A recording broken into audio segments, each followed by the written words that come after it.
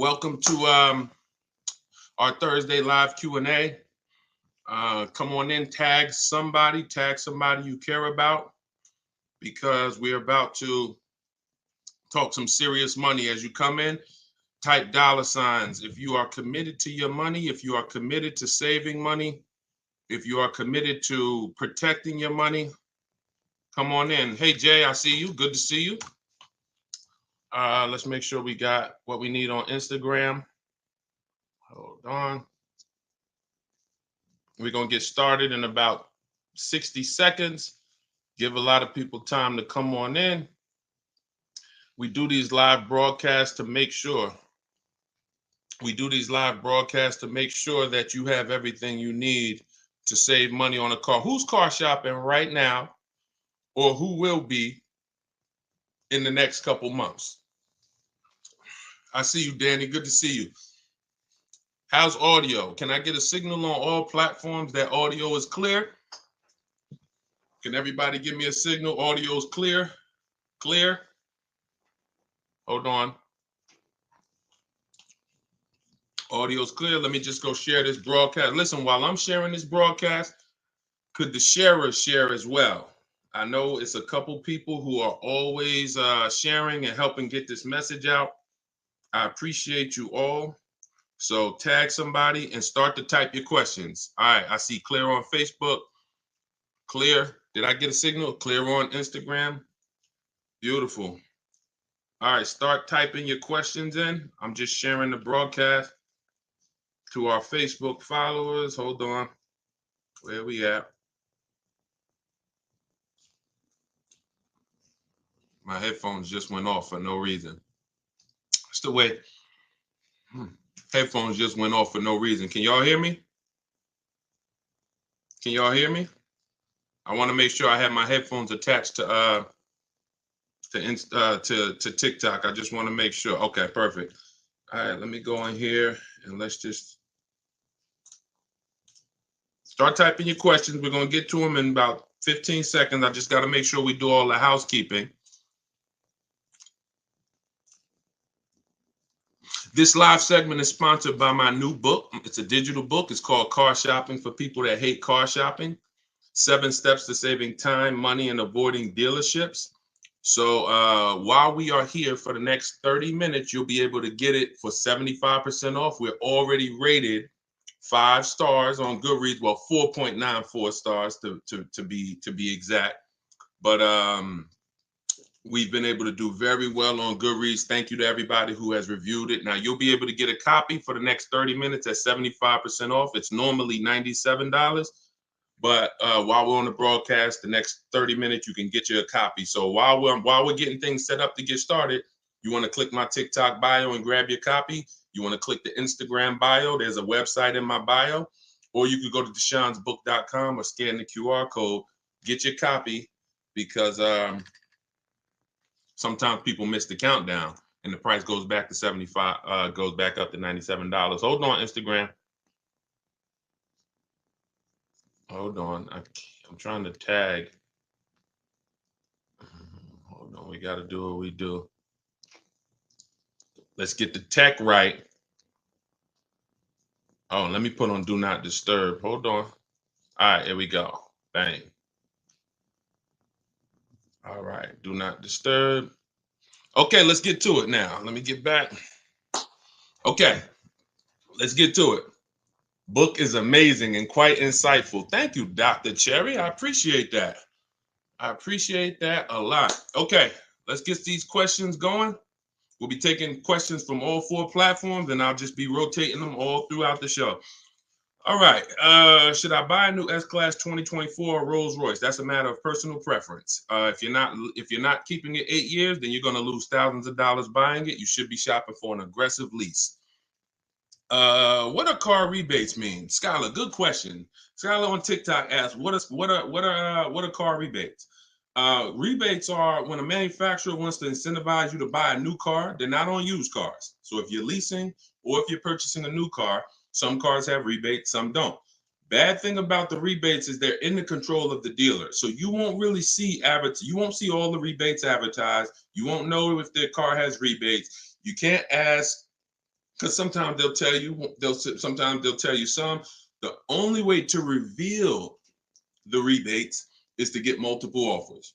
When you start getting multiple offers, you'll see the rebates because your best offer, whoever beats it, whoever wins the bid, that best offer is going to have any applicable rebates. Okay, so you don't just want, and listen, rebates are different than the dealer discount. Discount comes from the dealer. Rebates come from the manufacturer that they give to the dealer to pass along to the customer. Except every dealer doesn't pass them along to the customer. All right, let's go. Instagram, how we look. The best thing to do is, here's how you do it. When you like type your question, but don't send it until you see me answer. When I'm finishing a question, as soon as I finish it, then you send it, because then I'll be able to send it. Then I'll be able to see it. All right. All right, I see a lot of people on Instagram. Type your questions. My car was totaled and hold on, let me make the screen bigger here. Listen to this, man. I saved almost $200 a month on my lease. I love to hear that. Congratulations, Mr. Graw. I have a 590 credit score, but my pre-approval said that I have to put down 25 to 3,000. How can I not put down payment down? Hey, you might not be able to. You got to realize that, you know, I would shop another lender. Try Lend Buzz, new company, startup. The reviews are good. Lend, Lend, Buzz. If you have, you know, you try them. You got to realize any one of you could get a car with no down payment, but there's two people who can't. And that's if you have too much negative equity. If you're trying to move $5,000 or $10,000 over to another car, sometimes that's going to put you above the bank's loan to value ratio. So if you're buying a $30,000 car and you're trying to throw 7,000 of negative equity on top of that, they might look at you and say, we can't do that. You could have an 800 score. We can't do that because the loan to value ratios are too high. The bank's not going to lend $40,000 on a $30,000 car, because let's really break down real quick what a no money down deal is. That means you're financing the price of the car, the taxes, and the fees. So let's say you purchase a $30,000 car, taxes are $2,500. You got another, you know, $700, $1,000 in fees, documentation fee, and your motor vehicle fees. That puts you about 33 right there. So just about, so to finance, you can finance 33. That's under the loan to value. The bank will lend 33,000 on a car that's worth 30. Problem is, when you try to do that and then you want to slap $7,000 of negative equity on there, what you're asking the bank to do is lend 40 on a car that's worth 30. They're not going to do it. Doesn't matter what your credit is. So those are the only situations where you can't do these no money down deals. You have too much negative equity, or your lender won't do it because of the credit. Work on your credit. Follow Shonda Martin. Take your credit seriously. It's costing you. And, you know, everybody hits a bump in the road, but the key is don't stay there. Follow somebody like Shonda Martin, learn what she teaches, fix the credit, get yourself up to like a 660, 670, 680. That'll get you out of the manipulation zone. All right. Let's see. Facebook.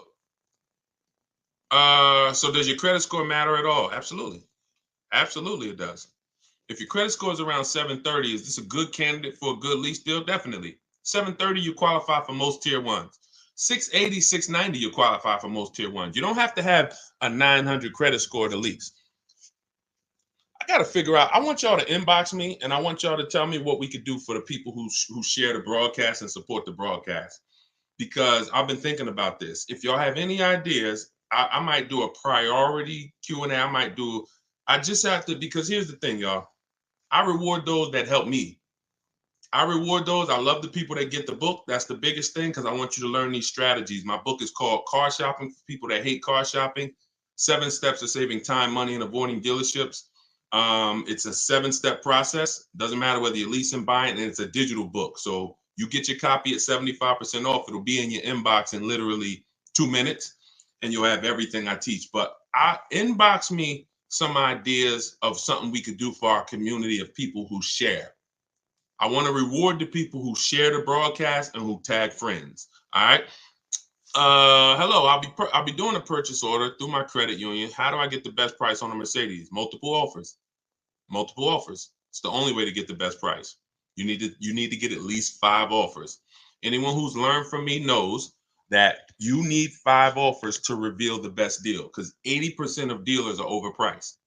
I know it sounds crazy, but I've been working with people around the country since 2021, shopping for cars. They post their offers. I look at their offers. We have a group, and we have seen that that's the numbers. 80% of dealers are overpriced. That's it. So in order for you to reveal the best deal, you must shop multiple offers.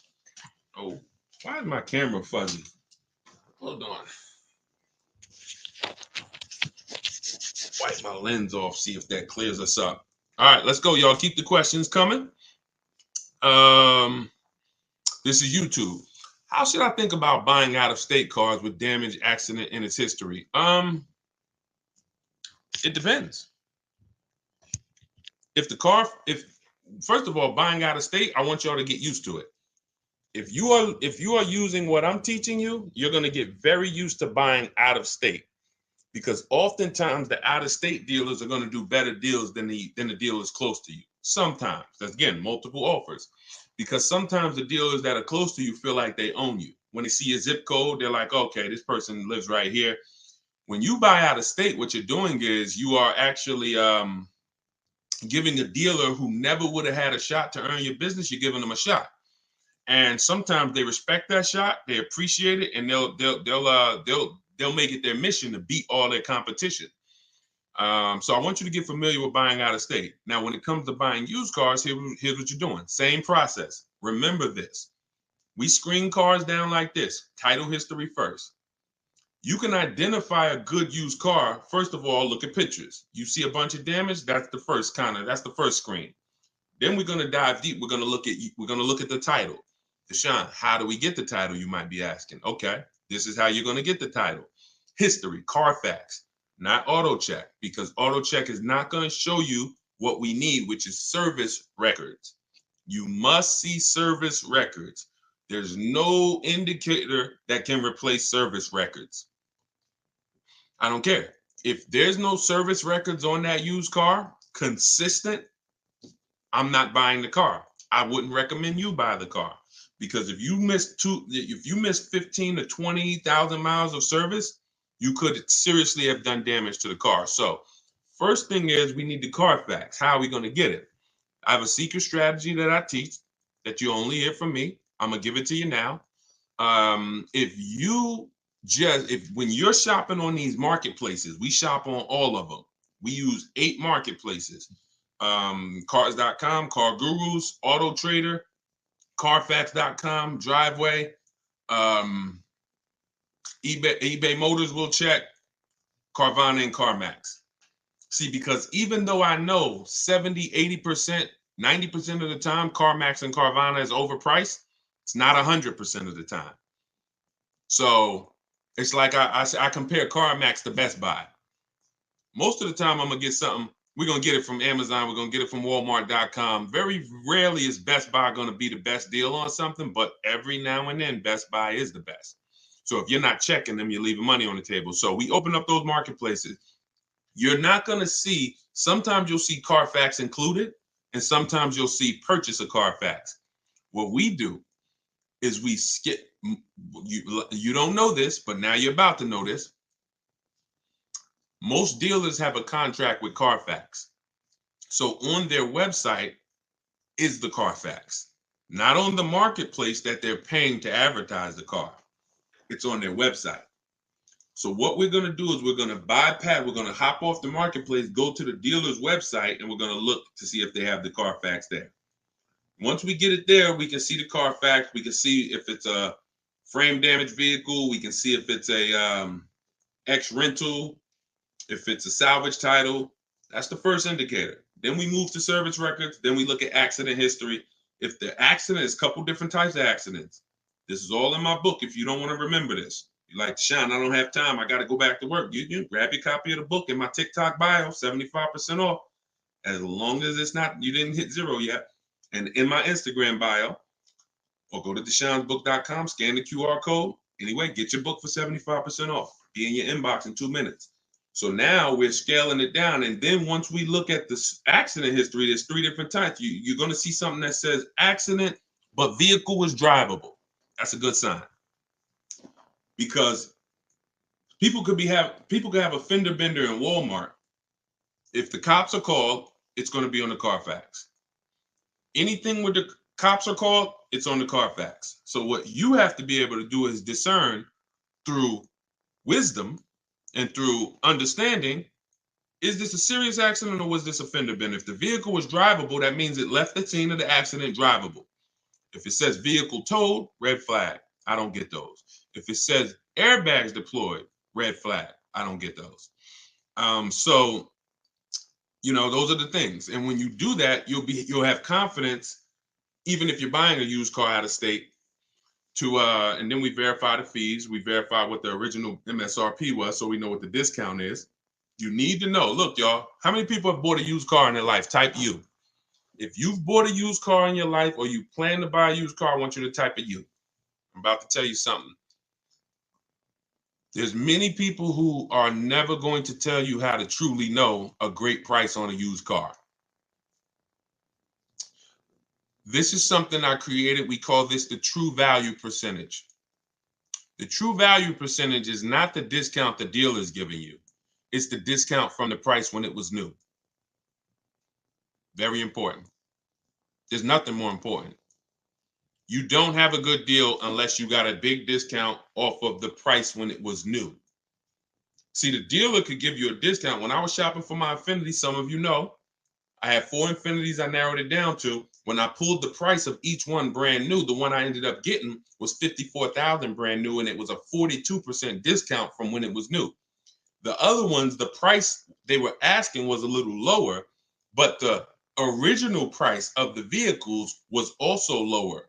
One was 46, one was 48, one was 52. So if I would have bought any of those cars because the asking price was a little lower, $1,000 lower, I would have not truly gotten the best deal. The best used car deal is the one with the greatest percentage discount from the original price. That's what we do. Let's go. Keep the questions coming, y'all. Let's keep it going. We're going to try to get through as many as we possibly can. Let's go. Is cardiac reports? I'm guessing you meant Carfax reports, or should we look into other websites? Carfax is what we use. That's what I was just talking about. We don't really use anything but Carfax because when we find another report that'll get us the service records, then we'll use that too, or we'll use that instead of Carfax. What to do if you're $11,000 upside down on a 4-month-old loan? Stay in the car. Stay in the car. Cars are not made to be flipped that fast. Stay in the car. Why are you trying to get out of a car that you just got 4 months ago? And somebody told you could do that and not lose tons of money. I'm telling you that you can find a dealer. Even if you found a dealer that would shoehorn you into a car, bad for you. So you can't buy a car that quick. Y'all know who's been on here, who's seen the depreciation curve. So as some of you tune back in, and somebody, if this is your first time on a live with me, type a 1. First time. What we talk about is something that you got to understand. It's called the depreciation curve. Your vehicle goes down in value like this from the day you buy it. You buy it today here, it's dropping like this. Now, about 7 to 8 years, it starts to look like this, which means after about 7 to 8 years, the same price your car was worth last year is going to be close to that. If it was worth $10,000 last year, it's going to probably be worth about $9,000 this year, $9,200. You're not losing that much because you've outlived the depreciation. This is for long-term owners. I see all the people. Can we send a welcome to the first-time people? Everybody who's been on here, can you send a welcome to the people who've here for the first time? We got a lot of people here for the first time. Okay, everybody who's you've tuned in before, just type welcome. This is the depreciation curve. So if you are buying cars and you're switching them in this period, which is the 2 to 7 years, you shouldn't be buying cars. You should be shopping for leases, aggressive leases. Not these leases that you see on commercials. Those are not deals. But if you are like, Deshone, I want to keep my car that long, that's when you win. Who has a car outside that's been outside? They've owned it for at least 8 years. Type of K for keeper. We call those cars keepers. That's a car we're not planning to switch. We don't care about the depreciation because our plan is to use up most of the value. Y'all follow me? When you are buying a car and your goal is it's going to be a keeper, you think about the depreciation curve. That's what you think about. And if you're not going to keep that car long enough to have that depreciation level out, you shouldn't be buying it, because that's where the reward is. That's when you've won. It's not when you paid off the car. You can pay off the car in 2 years. Don't mean the car ain't losing value like this. You've won when you've made it to this part of the depreciation curve. That's when you've won. If you have no goal, Deshone, I'm not keeping a car that long, then you should be shopping for an aggressive lease. I know they told you leases were bad. They lied to you. And they lied in ignorance. They didn't know. But they talk like they did. I call it confidently wrong. We call that confidently incorrect. Dangerous. Yeah, you definitely. 2012 Ford Sports Track, definitely. Good job. All right. How do you shop for a lease anyway? Aggressively. Multiple offers. Multiple offers. As I said when we started the show, when you start shopping, you're going to see what I'm about to tell you to be true. 80% of dealers are overpriced. But we don't care about the 80%. We care about the 20% that are going to make us the best deals. And you're not going to see that until you shop multiple offers. You could do it my way. I teach to do it online. In my book, I have a strategy called the 25 to 5. This is for new cars and leases. We connect with 25 dealers online. Takes us about 20 minutes. Deshone, that sounds crazy. Yep. Because when you know what to do, what to say, and you're using my templates, which are copy and paste. First template is my initial contact, when we tell the dealers what we want. Great. Another benefit of shopping 25 to 5, not just to get 5 offers. The goal of the 25 is to get 5 offers. We're shopping out of 25 dealers' inventories. So while I'm looking for a black Honda Accord, and I'm shopping out of 25 dealers' inventories, you're looking for a black Honda Accord, and you're going into one dealer. They might tell you, oh, we don't have that one. You go into another dealer, oh, we don't have it. We're touching 25 dealers. So we're shopping out of 25 inventories. Now, once you do that, that's my way.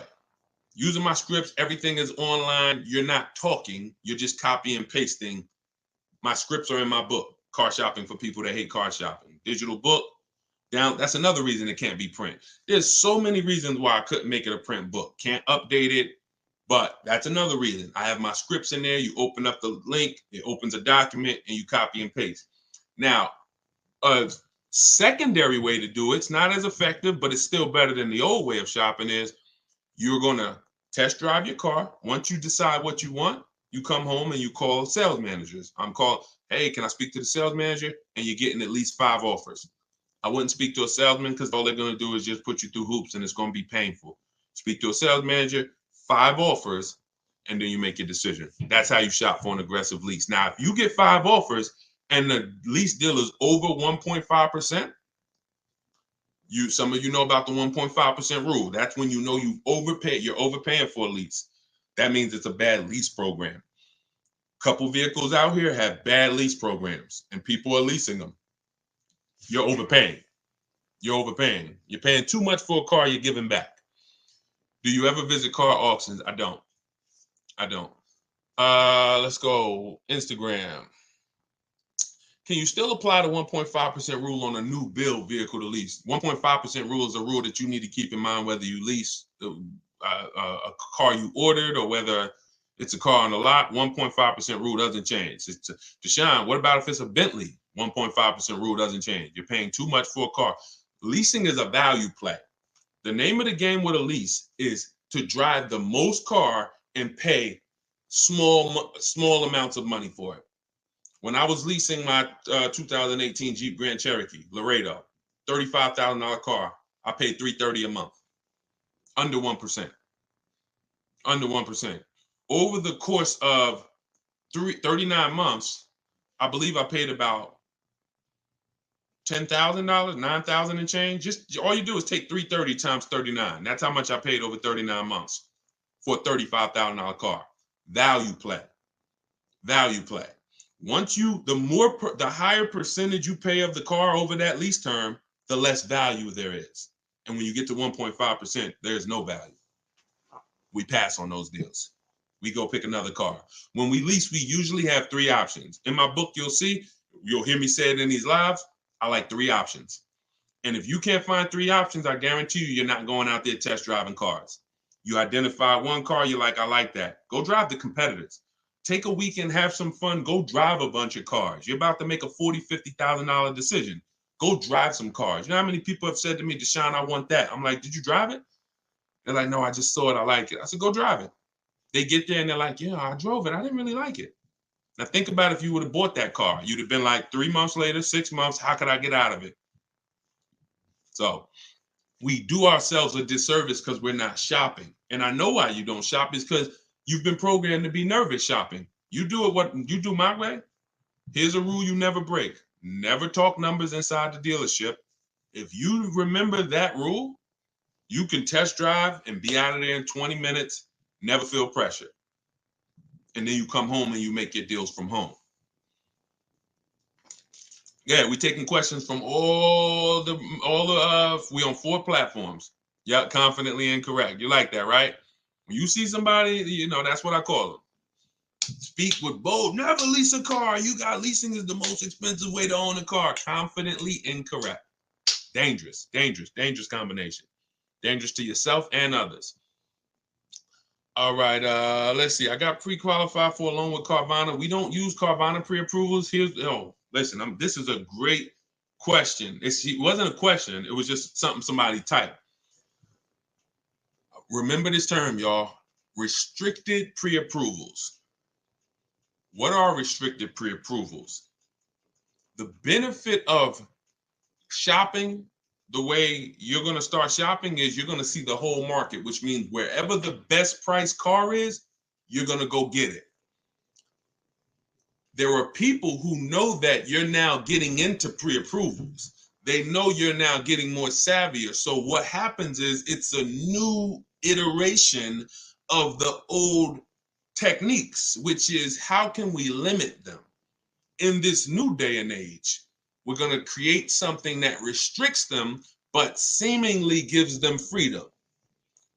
We'll pre-approve you, but you can only use it at Carvana. We'll pre-approve you, but you're going to deal with our dealer network. Restricted pre-approvals, they're trash. Carvana's one of them. Capital One Auto Navigator, because those of you with bad credit, you get pre-approved with Capital One Auto Navigator, and what do they tell you? Go to our dealer network. Now, that dealer network is in bed with Capital One, and they know you're sending us these bad credit people who depend on us to find them the car. It's a money play. It's not a play of, oh, let's find them the best car for the money. Let's find them a car with the biggest discount. It's like, hey, send them to us, and it's a conveyor belt. Send them to us. We'll send them out in a car. That car is not going to be the best price car in the market. So any pre-approval that restricts where you can buy is garbage. Now, what's normal is we're not going to let you buy a 10-year-old car. That's normal. Them not letting you buy a car with, 10 years old, or not letting you buy a car with more than 80,000 miles, that's different. These are boundaries, not restrictions. Boundaries are different than restrictions. Restrictions mean you're going to go deal with our guys. You're going to go deal with the guys we're affiliated with. So you don't want those types of pre-approvals. A real pre-approval, you can go and find your car anywhere. You go find the best price and you take the deal down. All right. What is the best way to end a lease? John, we never end a lease without doing an equity assessment. This one's from Facebook. We never end a lease without doing an equity assessment. Could y'all keep shooting the lights up on TikTok? You spending time with us, just keep tapping the screen, because what you're doing is you're letting TikTok know we talking something over here that a lot more people need to hear, and they just keep sending more people. So appreciate y'all running those lights up. Just keep tapping the screen. Yeah, we never end a lease without doing. Listen, I want y'all to be honest. I'm the bad news first person. I'm not here to. Some of the things you're going to hear from me: the 1.5% rule, the way you shop, rebates you didn't know about. you're going to come to yourself and say, not understanding leasing, you're going to say, dag, I've already lost money. So that's okay. So, but it's my job to share not just the new strategies, but the bad news, so you stop doing that. Who's returned a lease, just dropped it off at the dealership before? Like, type me if you've dropped the lease off and just, either left it with them, or you just, you got a new lease from them and just dropped the old one off. Okay, a lot of people. So I'm telling you that you can never return a lease again. First of all, from 2020 to 2022, into the pandemic, we had people selling leases. I sold my Jeep, that same Jeep Grand Cherokee lease I was telling you all about. I sold it and I made $10,200. Now, during that time, prices on cars were up $7,000 to $15,000. 12 to 15 were like the trucks. If you had a truck, a pickup truck or SUV, they were worth like 12 to 15 grand more than the normal price.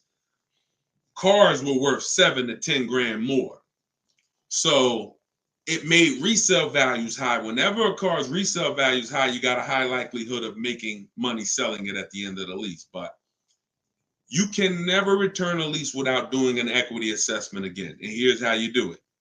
This is step 2 in my process. In my book, it's called Car Shopping for People That Hate Car Shopping, 7 Steps to Saving Time, Money, and Avoiding Dealerships. It's step by step. Step 1 is you need to know whether you're leasing or purchasing, because that's the foundation. Step 2 is the car you have, we have to see what position. Is there any money in it? Is there any equity in it? Or is there negative equity? You can't have negative equity in a lease, but if you have a loan, you could have negative equity. So here's how you do it. You need to call the bank, see how much you owe. That's called a payoff. Don't look at your contract. Don't say, Deshone, I look on my paperwork, the residual value says this. No, you need to see how much you need a payoff, because the residual value is not going to include any payments, anything. You need a payoff. If you're going to call, you're going to ask for your payoff. If you have a lease, you're going to ask another question. Do I have a third-party restriction? There's 3 types of there's 3 types of equity assessments. One is for cash, for people who have paid off cars. If you have a paid off car or a loan, that's one equity assessment. If you have a lease, that's the second equity assessment. If you have a lease with a third party restriction, that's the third. So what you're doing is, once you get that payoff, you're now going to go to the online car buyers and you're going to get your bids. If you're new here, everything we do is a bid. That's how we save all the money we save. We're going to save more money bidding than you'll ever try to get negotiating. So when we go to the bid, we're going to CarMax, we're going to Carvana, we're going to Driveway, we're going to AutoNation, Buy My Car, Kelly's Blue Book, Instant Cash Offer, Car Gurus, Sell My Car. 6 offers. That's 6 offers. Once, if you are in the first 2 groups, you own your car, or it's paid off, you can sell to the highest bidder, no problem. If you have a lease with no third-party restriction, Toyota, Chase, no third-party restriction, you can sell to the highest bidder, no problem. If you have a lease with a third-party restriction, that doesn't mean you can't sell. It restricts who you can sell to. So you now are going to take those offers from all those bidders, and you're going to call a used car manager of the same brand.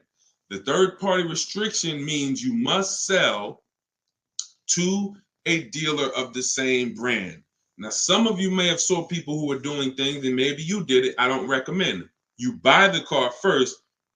This is for you with a third-party restriction, because you saw, oh, Carvana wants to pay. You buy the car and then you resell it. We don't do that, because when you buy the car, you pay taxes, you pay fees. That comes out of your profit. When you sell direct to a used car manager and we get at least 3 to 5 offers, it's always a bid, because some used car managers will pay less. Some people will pay more if they really want the car, and you sell to them, and you're able to avoid the fees. You're able to avoid paying taxes, and you get your equity. That's the equity assessment. Now, not every car has equity. I don't want you thinking, oh, I automatically have equity. But you should never, and I would never, and anyone who listens to me, you will never return your lease without doing an equity assessment. That's why, and for those of you who don't have a lease, when you do your equity assessment, here's what you're eliminating: a word that I never want you to use again, the word trade. We don't trade. We get bids for everything. Because when you trade, you're not getting the maximum value for your car. You're not getting it. You don't get the maximum value when you trade anything. you take a little less because you want whatever they're selling. So hey, I want that bike. Yeah, I give you my lawnmower. You give me the bike. It's because you really want the lawnmower. It's not because you're trying to get the most money for the bike. So we don't trade. That's the equity assessment. Now that's also what you do. Who's in a car right now and you're thinking about you want to get out of it? Who's in a car right now and you're like, Deshone, I think I want to get out of this. I'm thinking about it. Right? All right. I see you, Tommy. All right. Keep the questions coming. We got a lot more questions we're going to answer. I see you. Okay. All of you who are typing me, I see you, Ty. Okay. Blue faces. I see you. So you got to understand the first thing you do once you decide whether you're keeping your car 8 years and you're going to purchase, or less than 8 years you're going to lease, the next step is equity assessment. Because your equity assessment is going to tell you if the car you're in, can you make money on it? Do you have money, which means I could get out, I'm in a good position, or are you in a negative equity position, which means that's going to slow down or that's going to affect the way I could get out of this car. So the equity assessment's always first. All right, let's go. Keep them coming. All right, Ty said, how can a new car allowance help when you have negative equity on a vehicle you want to trade in? When you say a new car allowance, what do you mean by that? I don't understand what you mean by that. How can a new car allowance help? I need to ask you a question offline. I don't do DMs. This is it. We got 2 million followers. God bless you, but I don't do one-on-ones. I don't do DMs. I work with groups. I help massive amounts of people, thank God, get to their goals. Your situation is not unique. It's not unique. I've been doing this since 2006. I've been teaching people and helping hundreds of people buy cars since 2020. You may think your situation is unique. There's probably 100 other people on this broadcast in the exact same situation. So it's no need it's no need. It's no need. One-on-ones are not necessary. If they were, then I would be doing them and I figure out a way to build a team to do them, but they're not necessary at all. Best way to bargain for a low price on a new lease, multiple offers. You missed it. Anyone who wants to see the replay goes up on Facebook. It goes up on YouTube as soon as we end the broadcast. But we did talk about multiple offers. Everything we do is a bid. Oh, y'all killing it. All right. I see the likes flying up on TikTok. Appreciate y'all. Keep tapping the screen. Shout out to the sharers. Everything you do, when you say, Deshone, how do I get a great deal on the price of this car? You get multiple offers. That's always the answer. You're going to save more money getting multiple offers than you'll ever save doing one-on-one with a dealership. Ever. That's how we're able to say it. Like, look at Charles. So Charles just leased a Palisade. Now, one thing about Charles is, I'm showing it on the screen too. So again, if y'all, if you're watching the rebroadcast, you can see it, or depending on what platform you're on, you can see it. He picked up a Palisade. The Hyundai Palisade is probably top 10 most popular SUVs, especially all through the pandemic. People were paying. Some of you might have one. You might be like, Deshone, I could be honest with you. I got that vehicle, and I know those things people were asking $5,000 over sticker for these, $10,000 over sticker for these. He got a $48,000 one, and he's paying $597 a month. $597 a month. He said, I reached out to 35 Hyundai dealers. He did it my way, so he's at home. He's using what's in my book. For those of you who just jumped on, my book is called, it's my new book. It's called Car Shopping for People That Hate Car Shopping, 7 Steps of Saving Time, Money, and Avoiding Dealerships. For the next 30 minutes, you can get your copy at 75% off as part of our launch. Click that picture of me on TikTok. Click that website. Before the timer runs out, you can get it. It's normally $97. You can get it for $24. It'll be in your inbox in literally 2 minutes. Same thing with Instagram. Go to my Instagram bio, get your copy before the timer hits 0, and the price goes back up to $97. So what he did was he used the computer route. He said, I connected with 3,500 Hyundai dealers. I got 10 quotes back. The offers range from 1.23 to 1.6. What I always tell you, if you shop correctly, when you get multiple offers on a new car or a lease, you'll always see a $3,000 to $5,000 difference. And if you're shopping for a luxury car, it's the same way. You'll see a bigger difference. Some of you were on, I showed Kimberly's deal on her Maserati, where she saved 20 grand on her brand new Maserati. So he said, I'm a high mileage driver, so he's very price conscious. Made the decision, and look, 48,000, he's paying $597 a month. Now, what I always say to high mileage drivers is, once you shop your offers, you shop them with 12,000. And then once you identify the winning dealer, you adjust that mileage with that dealer. If you need 18,000 miles a year, if you need 20, you adjust it. Once you identify the winning dealer, you say, hey, please work the deal with me for 20,000, and you just pay for the additional mileage. And he's probably going to leave out of here with his additional high mileage at probably still under 700 a month. When people are driving this same car paying 900 a month, because a $48,000 car, some of you know, every $5,000 is $100 a month. So that's about $1,000 car payment for people who are buying a Hyundai Palisade before they put their money down. $1,000 car payment. He's paying $597. All right. Deshone, thanks for what you do. Appreciate you, Mopar. Thank you. I love this, man. I absolutely love. And you know what? I get excited about people who are excited about their money. That's what I get excited about. People who care about their money, who are going to show up, people who are I connect with people who are into financial literacy, who are about saving money, who are about learning new techniques, new ways to do things. People who are out there shopping like this is 1990. What results do you expect to get? So, all right, let me put the banner back up. For those of you who want the book, you can scan that QR code, and let's keep the questions rolling. Let's go. Let's go. I'm trying to get through. I'm rotating through all the platforms. So when y'all hear me ask a question, as soon as I finish answering it, post your question so it'll pop up so I can see it. Would you purchase a car older than 10 years? Only if I'm paying cash for it. I have something in the book called The Rule of 72 and the 10th Birthday. Some of you may have seen the videos. The video on the Rule of 72 and the 10th Birthday means we never take a loan over 72 months. It's a 6-year loan. You're asking for a lot of risk. You're going, a 7 or 8 year loan, that's like a 40-year mortgage. A 96-month loan, that's like a 50-year mortgage. We won't go more than 72, but we also have to have the car paid off by the 10th birthday. That's why it's called the Rule of 72 and the 10th birthday. So they work together. I'm not going to take a loan over 6 years, because if coincidentally, when I see people who have problems with cars, the car is usually older than 10 years. When I see people who can handle those problems, cars usually paid off. When I see people in danger of losing those cars, car usually has a loan on it. So if you still have a loan on the car and it's older than 10 years, you've asked for trouble. So whenever you're doing your loan, you take the age of the car, and you add it to how many years the loan is, and it shouldn't go past 10. So if you're looking at a 5-year-old car, you could do a 5-year loan. If you're looking at a 4-year-old car, you could do a 6-year loan. If you're looking at a 3-year-old car, you could do a 6-year loan, not a 7, because we don't go past 6. 72 is the longest loan we'll take. Now, if you're looking at a 6-year-old car, 4-year loan.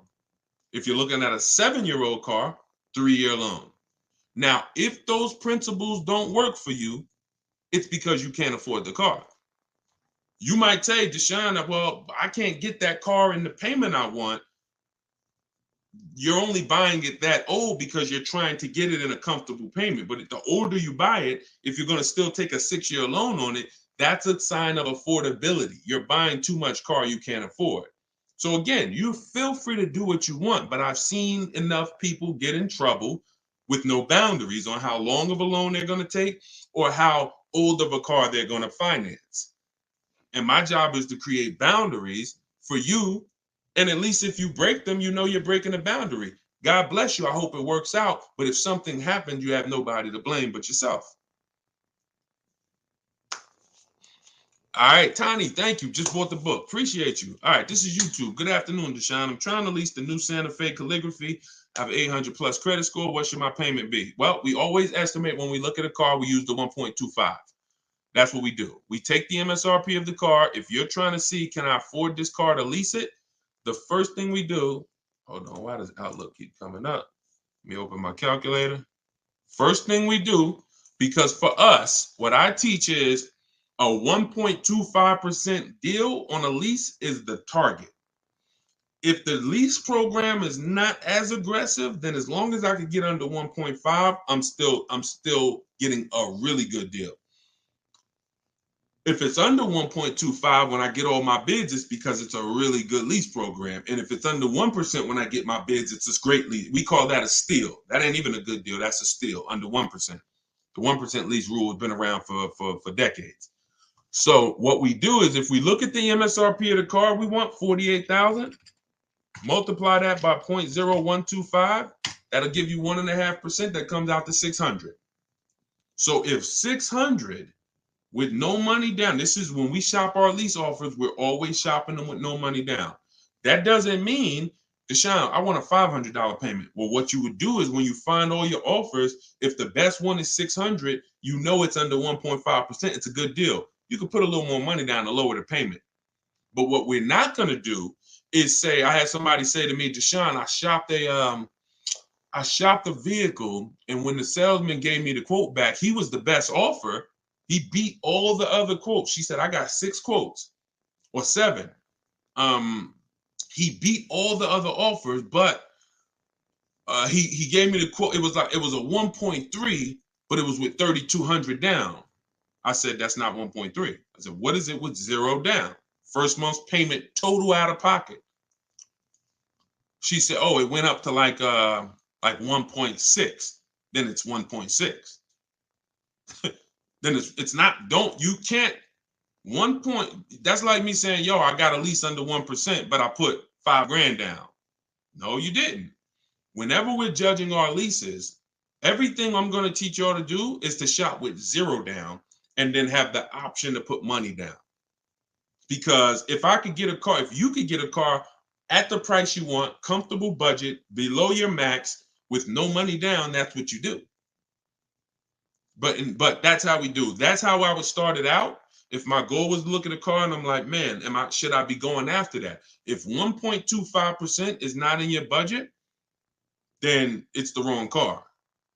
But what I would do is, let's say I had 2,000, I might say, all right, if I could get this car to 600, I might put a little down. There's nothing wrong with putting money down after you have a deal.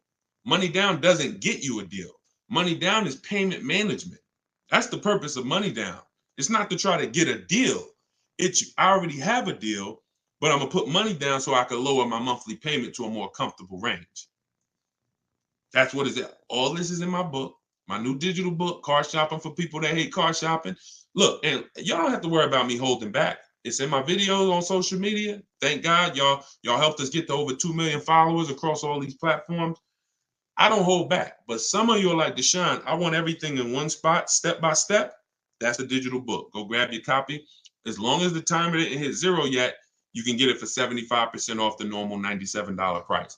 You can get it in my TikTok bio. Click that website. You can get it in my Instagram bio, click that website, or you can go to deshonsbook.com. I'm going to post it again here for you guys on Facebook and YouTube. All right, let's keep the questions coming. You can click that link there that says deshonsbook.com. Grab your copy before that timer hits 0. You got 30 minutes. Thank you, Tim. I appreciate you, man. He says Deshone is the man. Appreciate it. All right. Let's see. Will you touch on buying with bad credit? You got to find a lender. I recommended LendBuzz in my book. That's who I recommend. I'm not affiliated with them. You got to realize that if you have time, what you should be doing is fixing your credit. It's like a person who, like, there'll be people driving a car, and this is where I want to help you with mindset. A lot of this stuff, some of the stuff I'm talking about with y'all is mindset. You've been taught to think a certain way about cars, and that's because they make money keeping you thinking this way. If you have bad credit and you like, man, I think I want to get a new car soon, you should be working on your credit, because you are paying 20% more than a person with good credit. Like, they're killing people with bad credit because they're limiting your options. Now, what I tell you to do is, if you get approved with somebody like LendBuzz, then you can have a dealer see if they can beat your rate, because everything we do is a bid. I keep saying that. If LendBuzz approves you at a higher interest rate, after you find your best deal on a car, you find your car, we always give the dealer a chance to see if their 10 or 12 banks can beat what you got. That's called the bank bidding war, because interest, there's a lot of money in interest. You don't realize we're trained to look at the price of the car and try to get money off there, but we don't realize in your loan, that's why y'all think banks lend money and don't sell cars. There's money in the money business. So if you're not making banks compete, that's like you're eliminating a huge part of your transaction. If you could save 1 point on an interest rate and you're financing a $40,000 loan, that's probably $1,500. If you save 2 points, you're talking about almost $3,000. That's the money in your loan. So we shop. And if y'all use what I'm telling you, you're going to start making banks and credit unions bid. We do this after we get our car, though. And we don't let anybody access our credit with a hard pull until after we found our car, because that's when we can start the bank bidding war. The credit bureaus allow you to have multiple people run your credit within a short period of time. And when that period closes, it's going to weigh on your credit like one hard inquiry.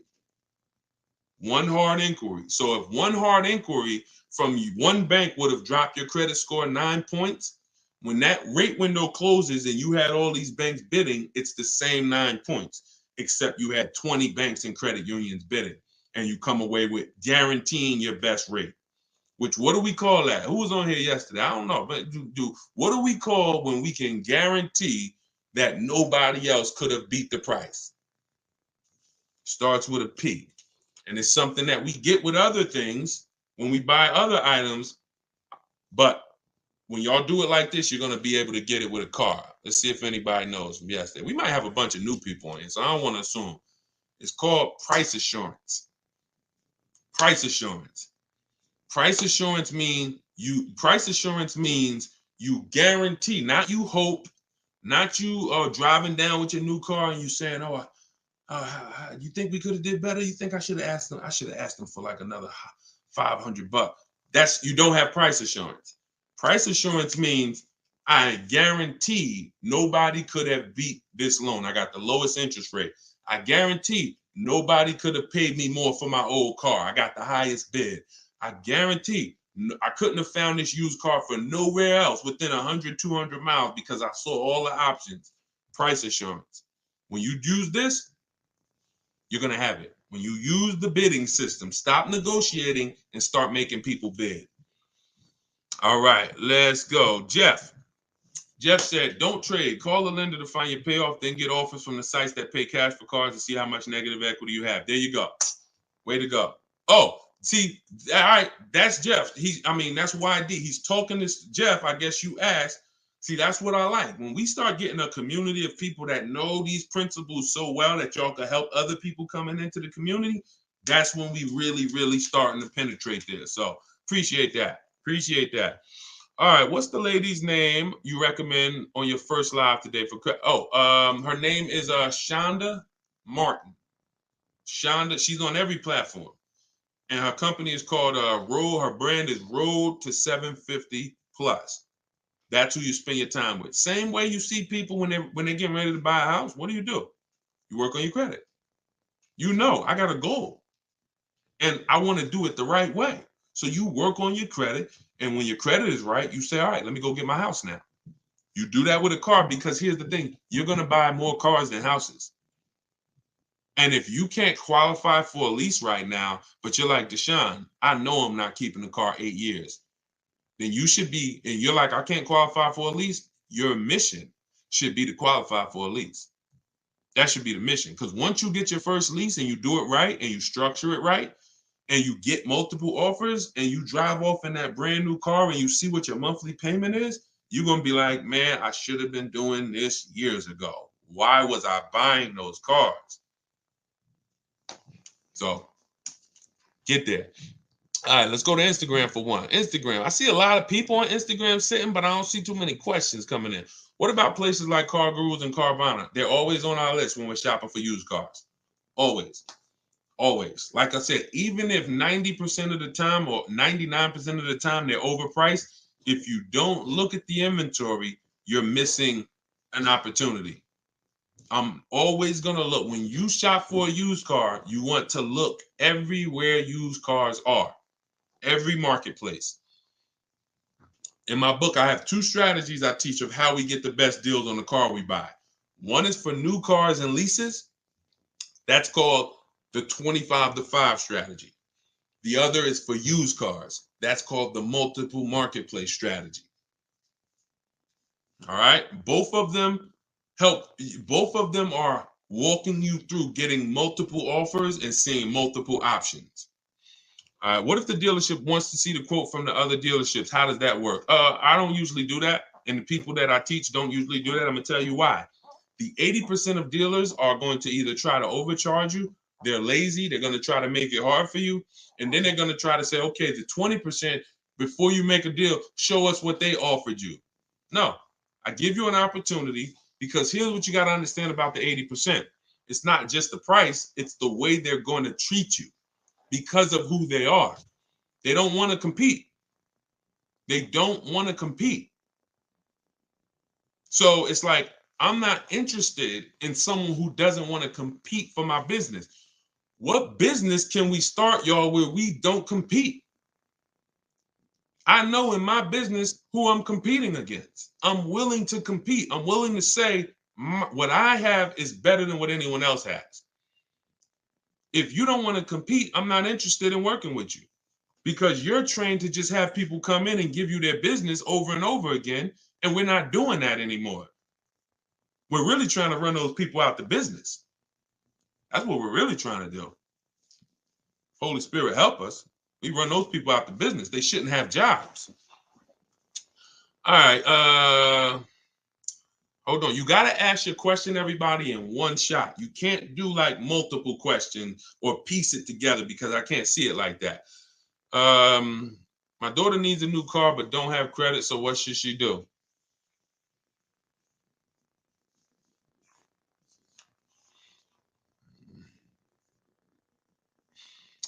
My daughter needs a new car but doesn't have credit. What should she do? Scrape together some cash and get her an inexpensive car.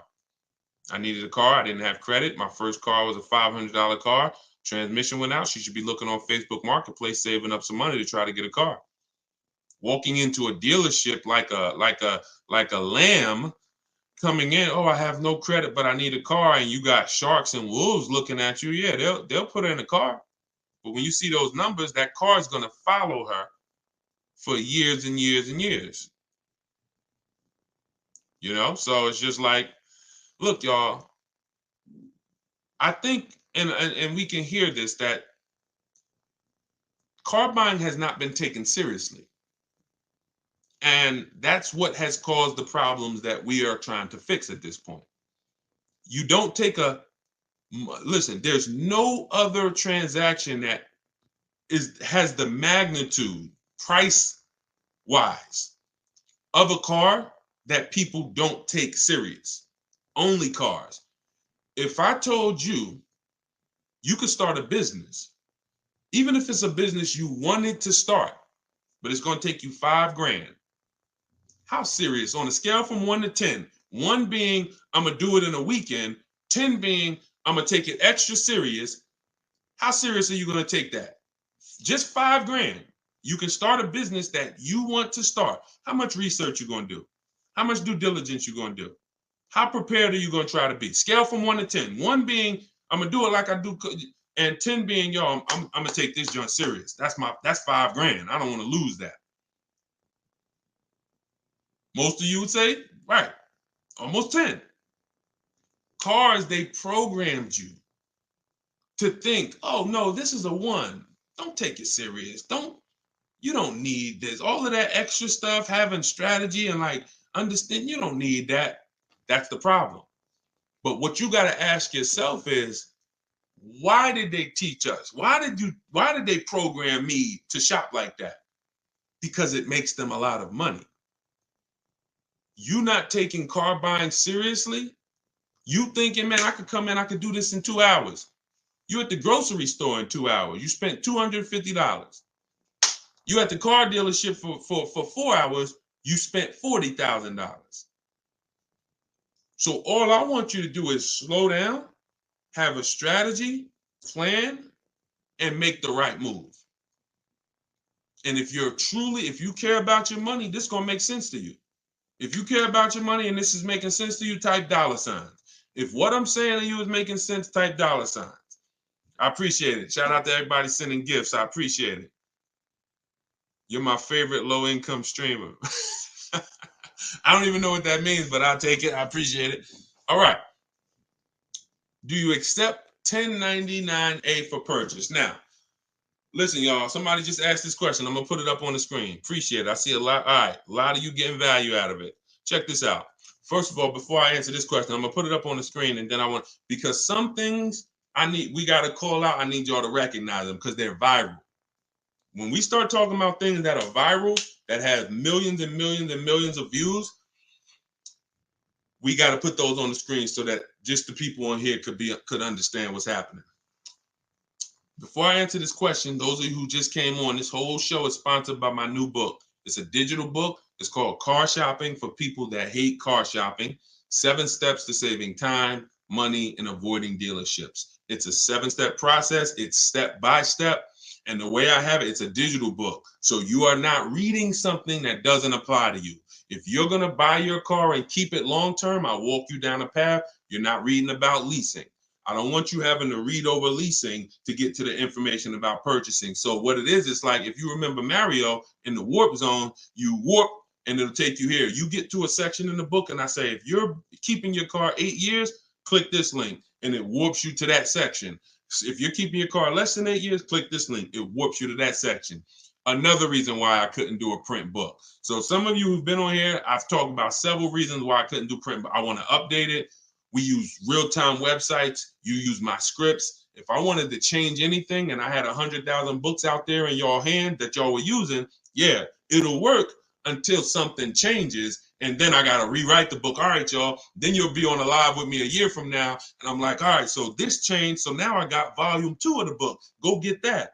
So with a digital book, we can update it and you can get your copy for the next 30 minutes for 75% off as part of our launch.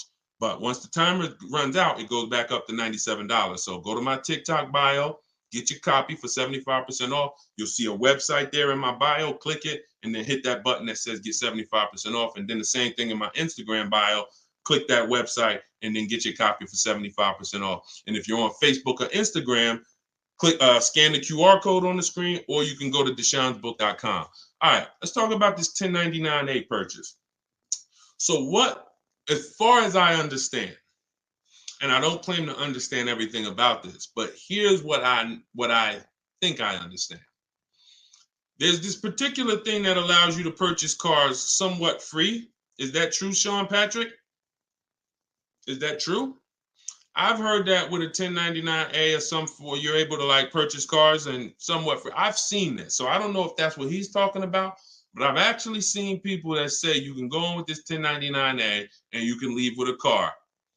Why don't we see people that are doing this?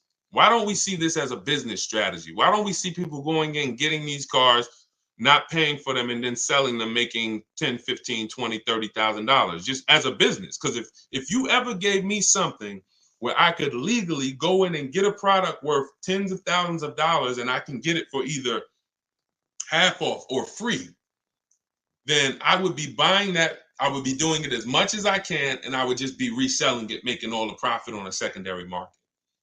So because you don't see people doing this, I'm led to believe that it was just to go viral.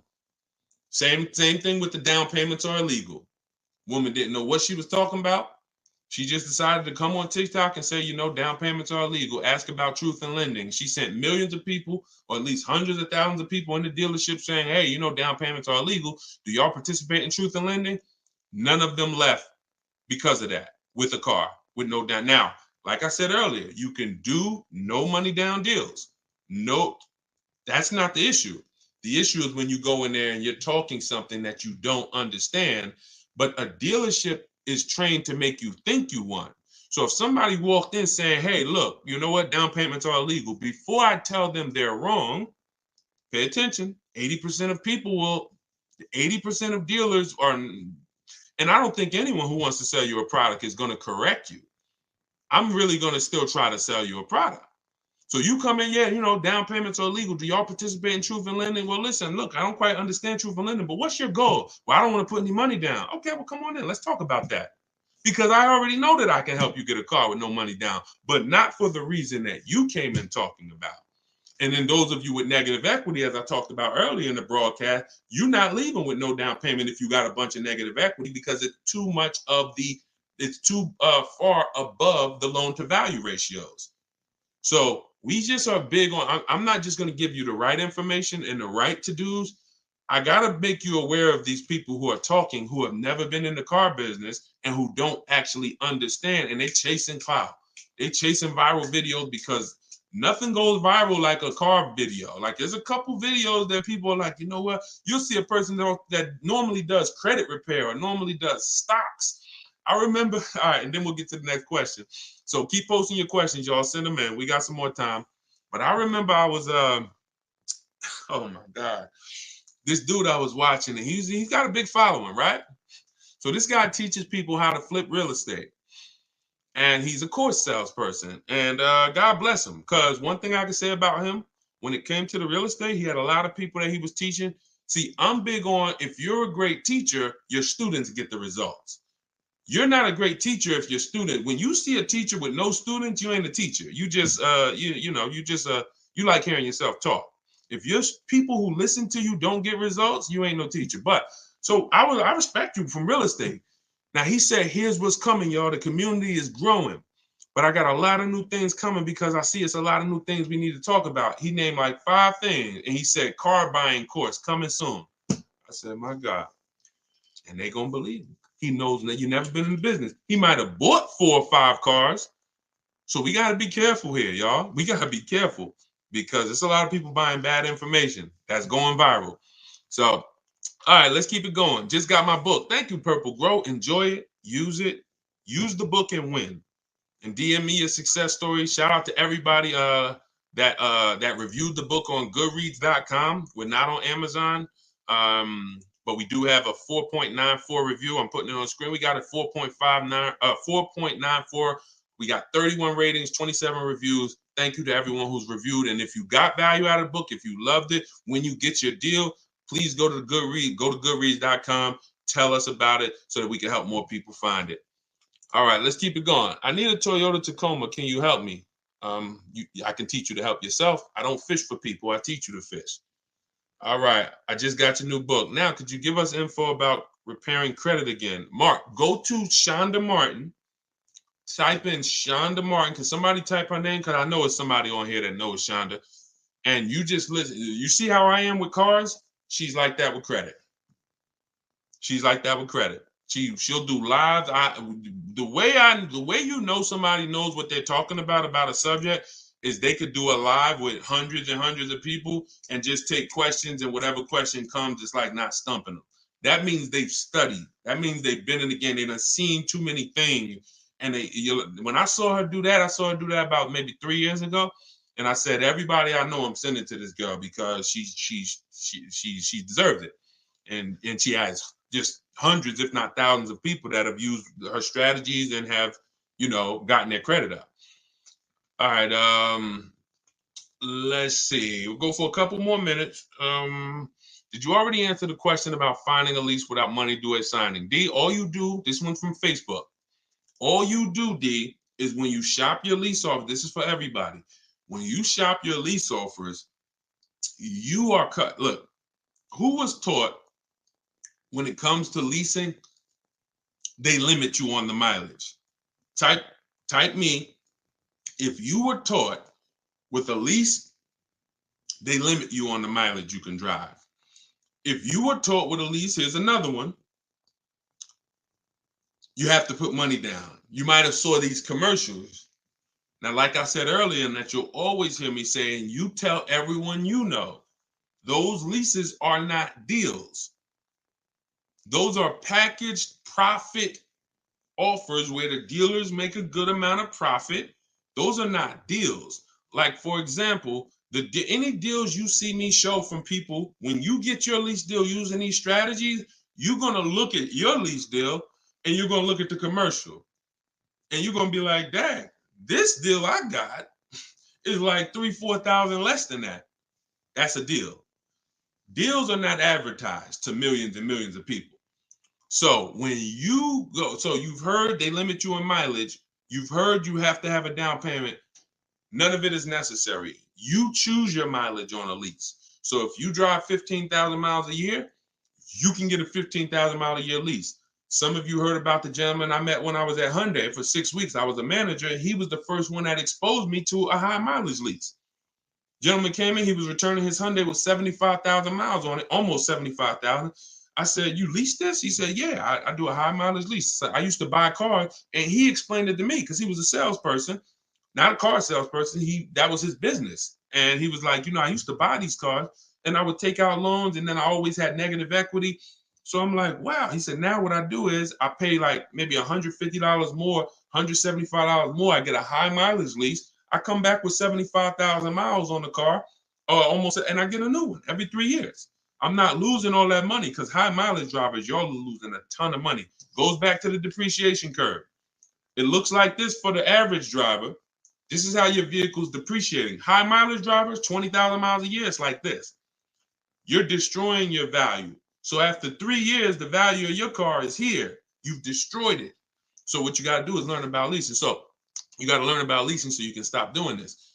So you are going to shop your lease offers with only first month's payment total out of pocket. And you're going to now shop it with 12,000 miles a year. That's the average miles. That's how you get all your offers. You tell the dealers how, from now on, you are going to tell the dealers you talk to how to present the lease offer to you. You're not going to let them, you're not going to say, work me up a lease. Show me what a lease looks like on this car. You are going to say, work me. You're going to pick your car. We always build our car before we get our lease quotes. We like to go online, build it so we know what the equipment is that's in it. And when we decide that car is in the running, we're now presenting how we want the offer presented to us.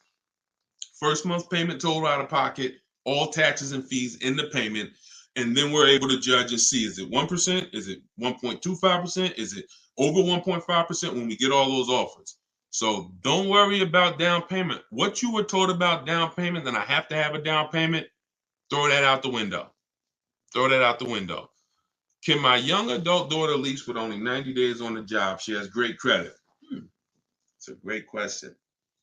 There's no hard rule. There's no hard yes or no to this, y'all. Even with credit, it's very because it's more about profile. So they're going to look at the profile of they look at your profile, not just your score. Profile has, like she just said, how long I've been on the job, part of the profile. How long we've been at the address, what our bills look like, how what our debt looks like. Or when they pull a credit, oh, she had a lot of revolving debt, a lot of credit card debt, even though she got a high credit score. So these are all profile things.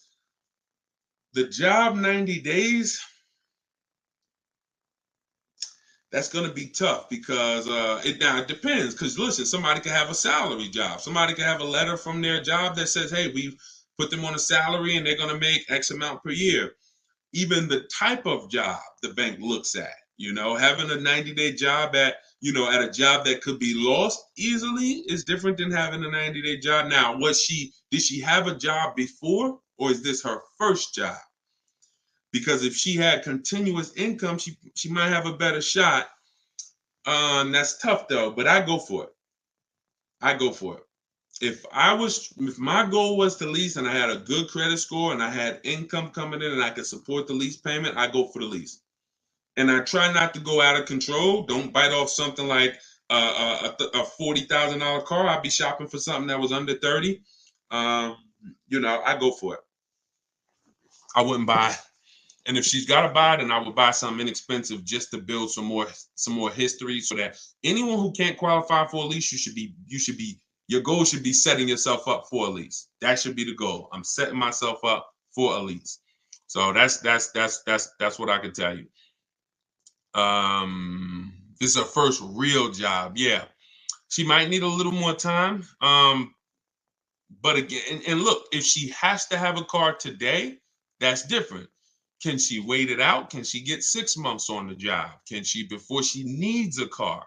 I go as long as possible. And again, if she doesn't need the car already, if she needs the car now, once again, I go for it. I would be shopping lease offers. I would look for something inexpensive where if I get a good deal on it, my lease payment's like three and change. That's what I would do. That's what I would do. All right. Yeah, she said, somebody said the marketing emails I get from Mercedes always say $4,000 down, $4,000 down. That's because don't believe marketing, y'all. Those are not deals. So that's what, never believe this. As long as you live, just remember this. Deals are not advertised. Deals are made in private. Managers don't want to make them. They're like, man, I didn't want to make that deal, but shoot, I mean, listen, at least we sold the car. That's a deal. They're never going to advertise all this stuff that I'm showing y'all. Look, you see when Kimberly saved 20 on a Maserati, Bonita, she leased a Kia Telluride 2022 when every dealer was charging $5-10 grand over sticker. She got hers for $600 a month. So these are deals the managers didn't feel good making. They didn't tell her, bring your friend, tell your friends, come back, I'll give them the same deal. No, they didn't want to. Deals are made out of like, all right, at least we sold the car. So the advertisements you see aren't deals. The advertisement you see, 100 of you could come in and ask for that. If they got enough cars, they'll gladly give you that because it's not a deal. So, all right. Okay, y'all. Listen, we went for about an hour and 20 minutes. Listen, you know what, we'll be back. I'm working on something. First of all, just so y'all know, in case you just jumped on, everything that I'm teaching you, you'll see it in my free videos all over social media. But one thing y'all are going to understand now is I'm talking, there's different strategies for different people. There's no one size fits all car buying anymore. That's costly. So when you actually get custom strategies for your situation, you're going to save money because it's made for you. That's the reason why the social media videos are a little hard to navigate for you, because I'm talking to so many different types of people. Sometimes it's high mileage drivers, sometimes it's people who want to lease, sometimes it's people who are going to be buying a new car, people who are buying a used car, people who are paying cash. So you're trying to navigate all of these. If you want it step by step in one spot, that's what my new digital book, Car Shopping for People That Hate Car Shopping, is. It allows you to get all the information in one spot in a step-by-step way. And as part of our launch, we're doing 75% off. It's normally $97, but you can get it for 75% off for 30 minutes, as long as you didn't miss the timer. When you click my website, which is in my TikTok bio, click that picture of me, and then you'll see a website. Same thing on Instagram. Go to my bio, you'll see that website, and then hit the button that says, get my new digital book 75% off. It'll be in your inbox in 2 or 3 minutes. You can start using it. You can start winning with it. If you're on Facebook, I'm going to post this link one more time for you guys on Facebook and YouTube. As long as you haven't missed the countdown, get your 75% off. Okay, let me know if y'all can see that. Oh, that went, okay. Yep, we just posted it to Facebook and YouTube. So we're working on something where by next week, we should have a spot where you can click and you can actually, you can actually see my calendar. So anytime I'm going to be live, because sometimes I'll come live at 7 p.m., sometimes I'll come live at 12, sometimes I'll come live at 3, 5 yesterday, So I want you to be able to see, all right, Deshaun's going to be live 2 days from now at 5. That works for me. I'm going to jump on so I can ask my question. What we try to do is get through as many questions as possible. So we're working on that. Hopefully, we'll be able to launch that next week so we can start to get it done. Javon, it's still saying $97. All right, that means you missed the count. Now, here's what I did. because this was happening, I had my team, we made an emergency link. All right, here's the emergency link, Javon. Let me know if you can see it. If you missed the countdown, because I was feeling, at first I'm like, yo, you missed the countdown. It was 30 minutes. Once it's 30 minutes, it goes back to $97. Now that second one you're going to see is going to be 10 minutes. 10 minutes. That's it. So let me know if all of you guys are good. I want to make sure everybody got it. You guys good? Most people are able to catch the countdown, but every now and then somebody will click the website, then come back to the broadcast. That countdown's still running. Then you're like, okay, let me go get my book, and it's at 0 and it's back $97. So Tommy said, can't wait to read it and save money. Thanks. I can't wait. I can't wait to hear your success story. So we will be back with more lives. I appreciate y'all. Continue to tell your friends when you run into somebody and they say, man, I'm gonna be shopping for a car soon. Invite them to our broadcast. Invite them here so that we can make sure that they're armed with the information they need to go out here and win. I want you mastering buying from home, shopping from home. No one can take advantage of you when you are at your house. We don't spend more than 30 minutes in the car dealership. When you read the intro of my book, some of you who got it, you're going to see in that intro, I say, you should not be spending more than 30 minutes in a dealership if you use what you're about to learn here. And I walk you through it step by step. It's not a book you read and then you go get your car. By the time you get to step 7, that's delivery. So you should not even be, you're not going to be reading step 7 where I'm congratulating you, getting ready for delivery, and you haven't gotten your car. So it's a step-by-step book where every single step you take gets you closer to the car. All right. Same name on YouTube. Yes, Deshone the Auto Advisor. Yep. All right, y'all. So I'm going to jump off. Thank you so much. And I will see y'all in the next live. All right. God bless. Keep unlearning. Keep relearning. All right. Take care.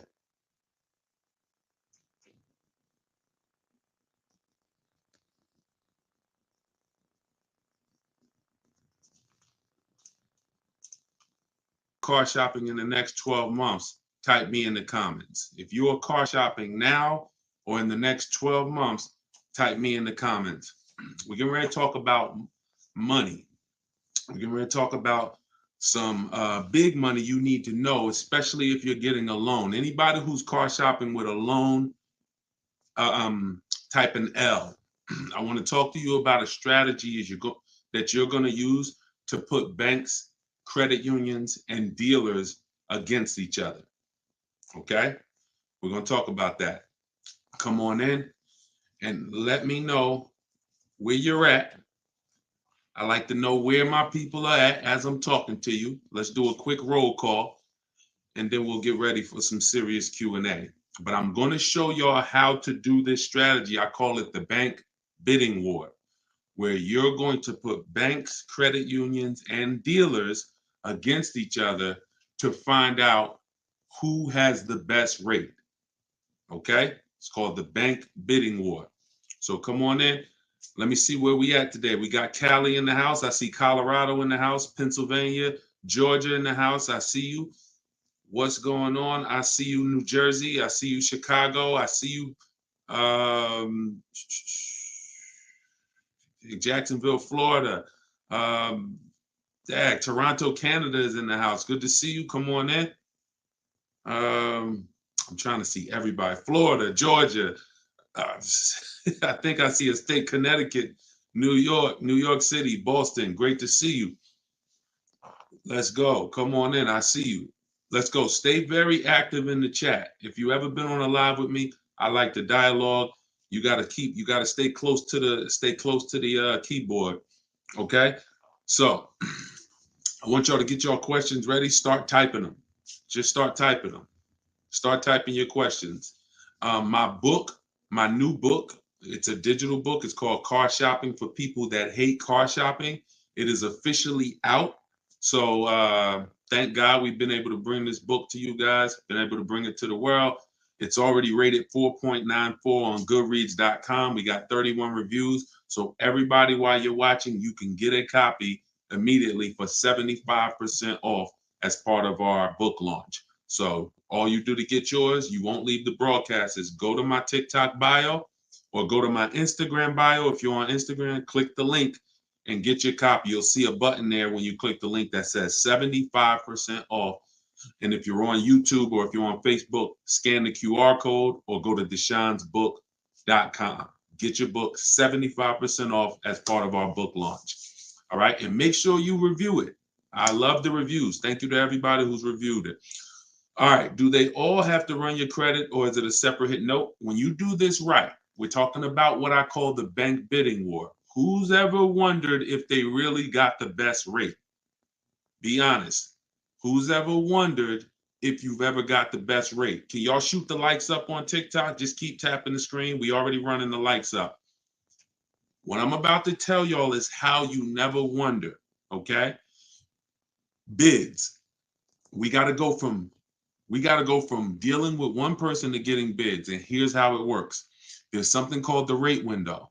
The rate window is a particular period of time where the credit bureaus allow me, to have multiple banks and lenders access our credit to give us a loan. Within a certain period of time, it's only going to weigh on our score like one hard inquiry. So if you have successfully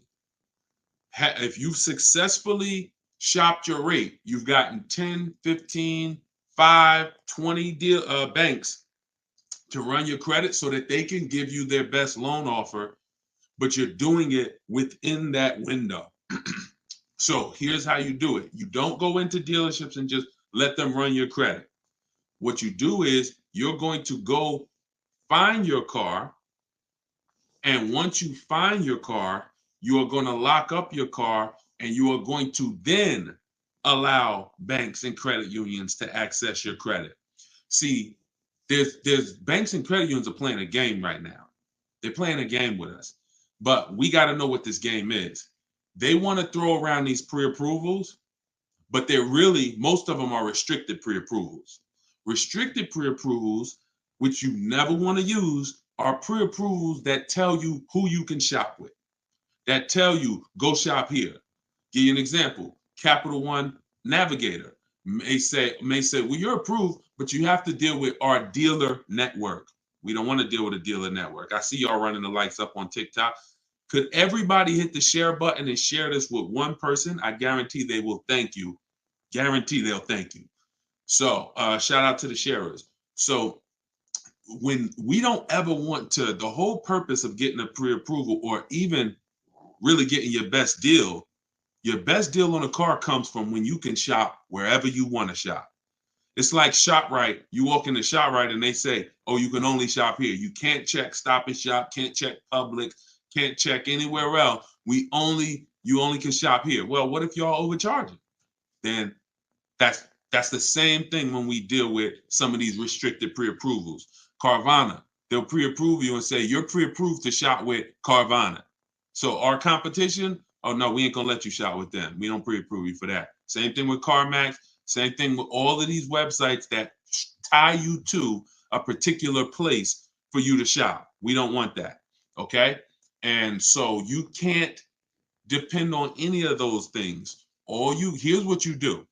You can Google, because the only purpose of getting a pre-approval is for budgeting. And for those of y'all who are connected to me, I actually am going to release a calculator I created. It's called the Perfect Budget Calculator. It's an online like software, and I'm actually going to release that to y'all in a couple days. So if you are not subscribed, if you're not subscribed on YouTube, if you're not on my email list, if you're not connected to this community, you are going to miss it when I release this in a couple days. It's going to be absolutely free. It's something that our members use inside Cars from Home University. It's something that you'll see inside my book if you have it. It's called the Perfect Budget Calculator. So the reason why you get pre-approved is so you can budget. Just like with a house. You go get pre-approved and then you go find your house. You don't know how much you can spend until you get pre-approved. But the games that these banks and credit unions are playing, y'all, is they're trying not to give us a pre-approval. They're really trying to get a hard pull and get us locked into a loan with them. That's really what they're trying to do. Some of you, have any of you ever tried to get a pre-approval and they told you we need the car first? Right? Has anybody ever tried to get a pre-approval and the bank or credit union said, we need to know the specific car to pre-approve you? Right? Orlando said, yep. Tracy said, yeah. So think about how backwards that is. That's like if any of you own a home, you know, when you go to get pre-approved for your mortgage, that'd be like them telling you, go find a house and then come back and get pre-approved. Well, that doesn't make sense. But with cars, that's what they're trying to pull. So we don't ever want, remember this, y'all. Remember this as long as you remember anything. Never let someone access our credit until we've already found our car. See, if you stick to that rule, then you're never going to open up the rate window, because the minute you find your car, that's when we go into the shopping part. That's when you find your car, you lock up your best deal, you are bringing that paperwork home. That's called a buyer's order. You're going to bring that thing home and you're going to call your bank, call your credit union. You're going to go online, type in auto loans online. Lightstream is a company called Lightstream. It's Community Credit Union. Any of these people you can find online, it's game time. It is time for them to bid, and you'll already have your car, so there won't be anything stopping you. So you're gonna let all the banks, credit unions that you know run your credit when you get home with your buyer's order, which means your car is already sitting there waiting at the dealership. This is very important, y'all. This is like baking a cake, but you don't put the frosting into the mix. You don't put the frosting in the cake mix. It comes at a certain state, at a certain step. The frosting is this step. If you do something in the wrong order, you mess it up. You must wait until after you get your deal. No one has touched your credit. I got my car. I'm going to take it home. I'll call y'all tomorrow, dealership, because I'm going to call my bank, my credit union, and I'm going to let some online, and I'm going to shop for my financing. And then I'll let you know, this is the part two, that a lot of you will sometimes skip. But don't skip this, because this is your money. After you get the deal, after you get your bank, your credit union, the online credit union's rate, now we are calling the dealership and we are saying to the finance manager, hey, Mr. Finance Manager, Mrs. Finance Manager, good news. So I got 6.29 from my bank, my credit union, from whoever gave it to you. But if you guys can beat it, I'll give you the business. This is how you win.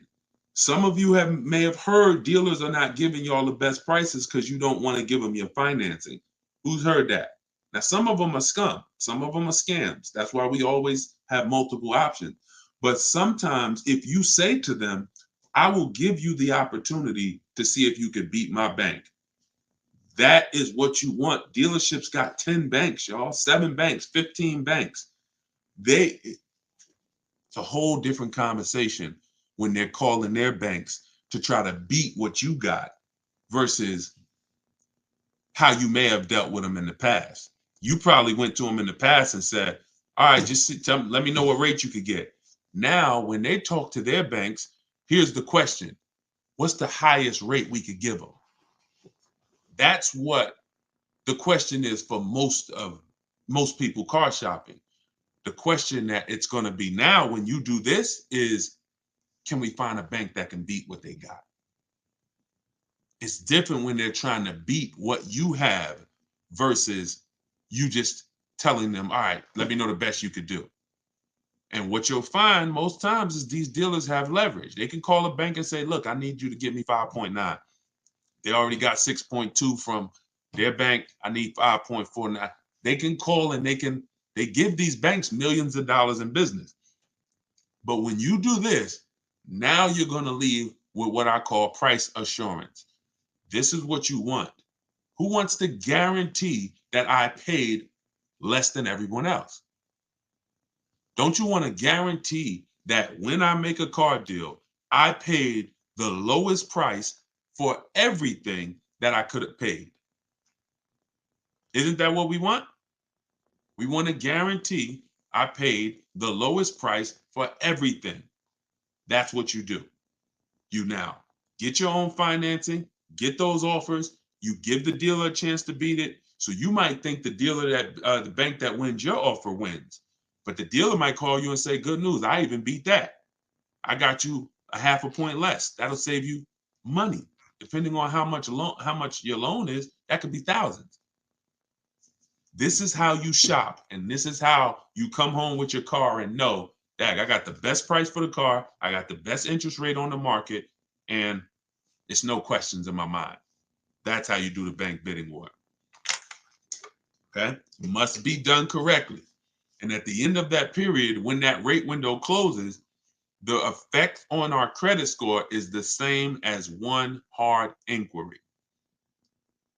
That is when you know you've done it correctly, but no one can access your credit before that. If you let them access your credit before that, you're lost because you've already started the clock ticking. All right. Jason said, "I got the program and going through it now. It makes car shopping easier, and you don't have to sit at the dealership." So Jason's in my program, Cars from Home University, where I have all videos and everything. Thank you, Jason. The same information that's in Cars from Home University is in my book, Car Shopping for People That Hate Car Shopping. So you can download your copy now, 75% off while we're on here. Anybody who wants their copy, use it. If you are in the market, use it. Get it at 75%. $97 is still a great value for the book because of how much money it's going to save you. But 75% off, that is even better. So go there, grab your copy. It's in my TikTok bio and my Instagram bio. You can go to deshonsbook.com or you can scan the QR code. Okay, can you talk about leasing and getting the best deal? I keep missing that part. Whenever it comes to leasing and getting the best deal on a lease, it comes through multiple offers. You have to show yourself how much the dealers are trying to make on you. The only way for you to see that is for you to look at multiple offers. You're going to see, here's when you know you've done it right. You pick out a car. If you get a price offer for that car, always get it with first month's payment only, out of pocket, no down payment. First month's payment out of pocket, 12,000 miles per year. You can switch this later.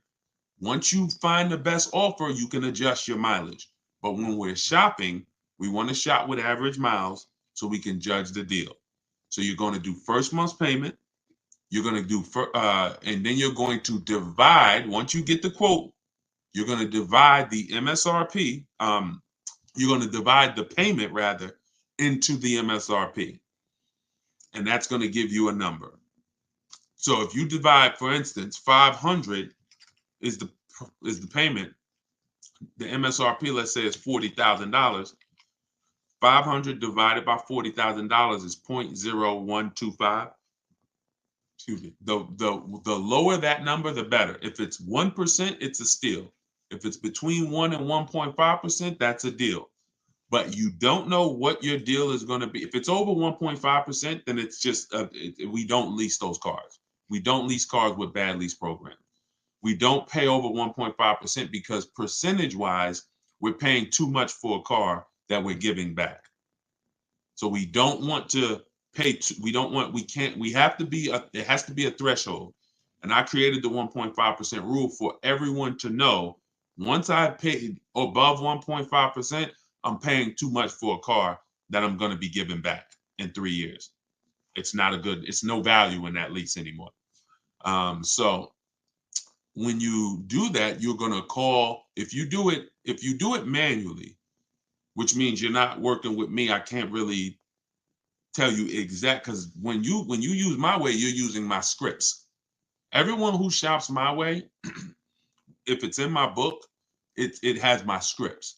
And what I'm saying in those scripts is we're telling them what we want. Our first contact, everything is done on a computer. If you're going to do it manually, then you would just call a sales manager and you would get quotes. If I didn't know how to do it, I would just call sales managers and say, "Hey, I just came from this dealership. I'm looking at this car.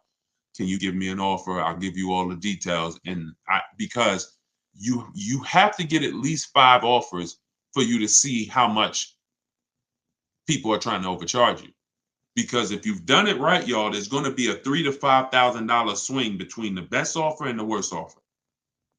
At minimum, which means you're going to see some people that want $500 a month for the vehicle, and some people that's quoting you $650 a month for the same vehicle.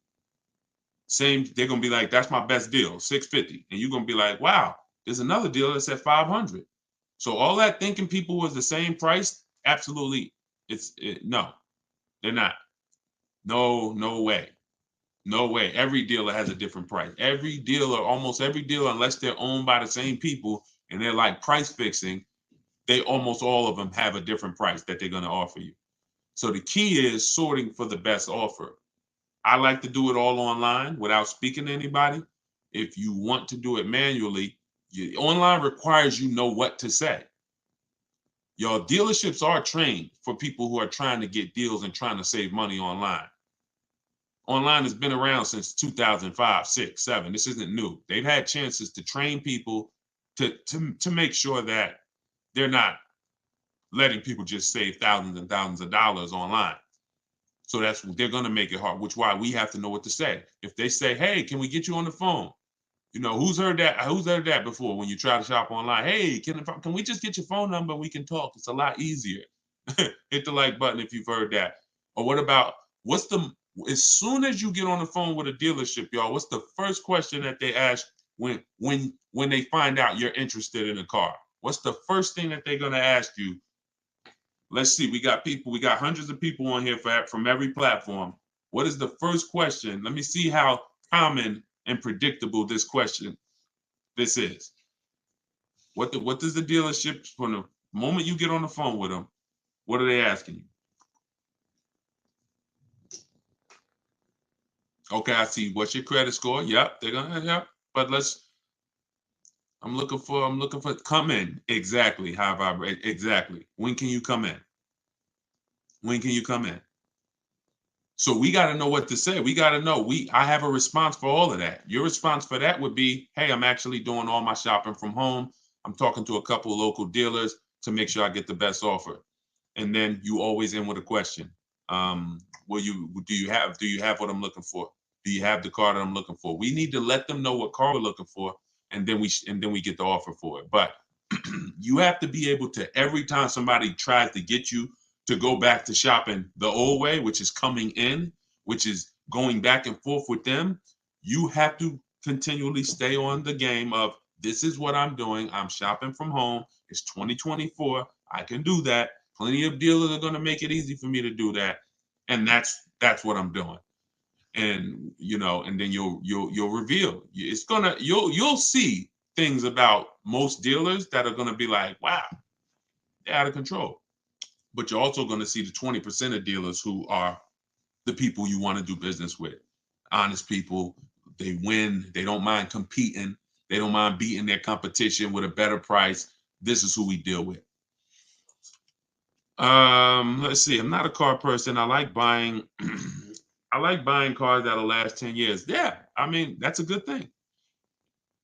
That's a great thing. I told y'all on the earlier hour when we talked, if you're buying a car, it should be long term. Nobody should be buying a car for a short term. You just shouldn't be doing it. You're losing too much money in depreciation and you're not getting that value back. You pay 15, 20 grand for a car, you're trying to get out of it in 3 years, 4 years. God forbid you pay more, 30 grand, 40 grand. You're not getting that. All that money you're paying, you're losing. You notice how you're never happy when they tell you what your car is worth? You're never happy when the dealer says, look, yeah, well, your car's worth about 19. That's it? That's all. Man, are you kidding me? Why? Because you put all this money into the car and you're trying to get some back now. You know that car was 40 grand. You know you've been paying on it for years. You know all of this. So the reason why this is happening is because you don't understand leasing in the short term. But anytime you're purchasing, it should be long term, 8, 10 years. It's the only way you're going to make the money back. It's the only way somebody who's leasing is not killing you. Because people who are leasing, getting great lease deals, they're paying pennies for the cars that we drive. We're paying hundreds of dollars less than somebody who's buying every month. What's a good affordable car to buy less than 20 grand? This really depends. It depends on what you're going to need. First thing you got to assess is, what are your needs? Because the biggest thing you pay for is size. You pay for size. So the bigger the car you need, here's what y'all remember if money starts to get tight. If y'all are ever looking at a car and money's tight, I remember when I was at Mercedes, somebody would walk into the dealership, they're looking at an SUV, 3 rows, and they're like, oh, I got a big family. I got all these kids, I need the room, right? So then we start looking at the price and we see that the vehicle's out of their price range. And, even the best deal is still out of their price range. Now they go to make a decision and they're like, well, what about the smaller Mercedes truck? And they want to look at the one with 2 rows now. Now, the reason I stop them is because they're about to get a car that takes care of their wants, but not their needs. You told me you had 3 kids, you need 3 rows? Yeah, I really do, man. So 2 rows wouldn't work for you. So don't look at 2 rows. See, when we are getting cars, we can't take out stuff that is a need. And the biggest need is size. So you got to make sure. So I always tell you, get the smallest car you can buy. Because when you don't need a big car, you can save money by getting a small car. A Hyundai Elantra is less expensive than a Hyundai Sonata. Why? Because it's smaller. So the big SUVs, you could get a big, huge SUV, no leather, no nothing, no features, base engine. It's still going to be more than a maybe decked out version of a car. Why? Because it's bigger. So if you're building, don't go crazy with size. If you're rebuilding credit, don't go crazy with size. If budget is tight, get the smallest you can. Then you go to amenities. Go to amenities next. Leather. Do I need leather? Do I need all of these features? Do I need it to have all of this technology in it? You're paying for that. So so Alicia, you're asking what's the best way to get the best car under 20 grand? It depends on what car you need. If you tell me, Deshone, I need point A to point B transportation, well, there's a lot of cars you could get under 20 grand. If you tell me, Deshone, I need point A to point B transportation, but I need a 3-row SUV, well, now there's a few cars under 20 grand. If you tell me, Deshone, I need a big car with a big SUV and it has to have leather and it has to be all of this under 20 grand, then that's fewer cars. And then the other categories are, besides size and amenities, we pay for power, we pay for class, and we pay for exclusivity. So if you say, Deshone, I need a big SUV and I want all the leather and all the features and I want the big engine in it, the 400, 500 horsepower engine, and I want to fund it. Well, there's even fewer options because you're not able to. You're building up everything that you pay for in a car. You checking everything. I want everything. So you got to know where to sacrifice. Some people, class is going to be your sacrifice. Watch this, Deshone. I could do a big SUV, but I want a Mercedes, or hey, I want a Lexus. That's different than Chevy. You could get a big SUV with leather, Chevrolet. That same SUV, same size with Mercedes is more money. Class. So you got to know what to take out. Last thing is exclusivity. I want a car nobody else has. You get taxed for that. You're going to pay a lot of money for that. I want the Hellcat, the Demon, whatever it is, whatever that, I'm getting this vehicle, nobody has it, you pay for that. So when it's time, when you're searching, Alicia, you got to say to yourself, what are my needs? And then what are my wants? If my wants might be leather and all that. My needs is I need an SUV. My needs are I need something with a hatchback because I use the back of the truck. I need whatever. Because you don't want to go and get a vehicle that has a bunch of wants that you didn't need, and now you had to get an older one. $20,000 is a decent budget. But if you go trying to get every single thing that you could get in a car, in a big car, and leather and fancy, and look, now you're gonna end up getting one with 80, 90,000 miles, and it's gonna not be. It's just gonna be a bad. It's just. I don't want you to do that. I would prefer you not to do that. Not a good way. So assess your needs. Get the smallest car you can. Get what covers your needs. And if you need help purchasing it, you can use my videos. You can get my book. It's 75% off. Go to deshonsbook.com. Download your copy right now. Start using it. I'll teach you how to get the most for your money. That is what I do. Let's see. Shout out to everybody on it. We tied in. I love this. This is we just now getting into streaming on multiple platforms. So we on YouTube, Facebook, Instagram, and TikTok at once. I love it. I'm looking for a used Toyota. Could everybody share the broadcast? If you are not following me, if this is, your first time seeing me, I would invite you to follow if this is the type of stuff you're into.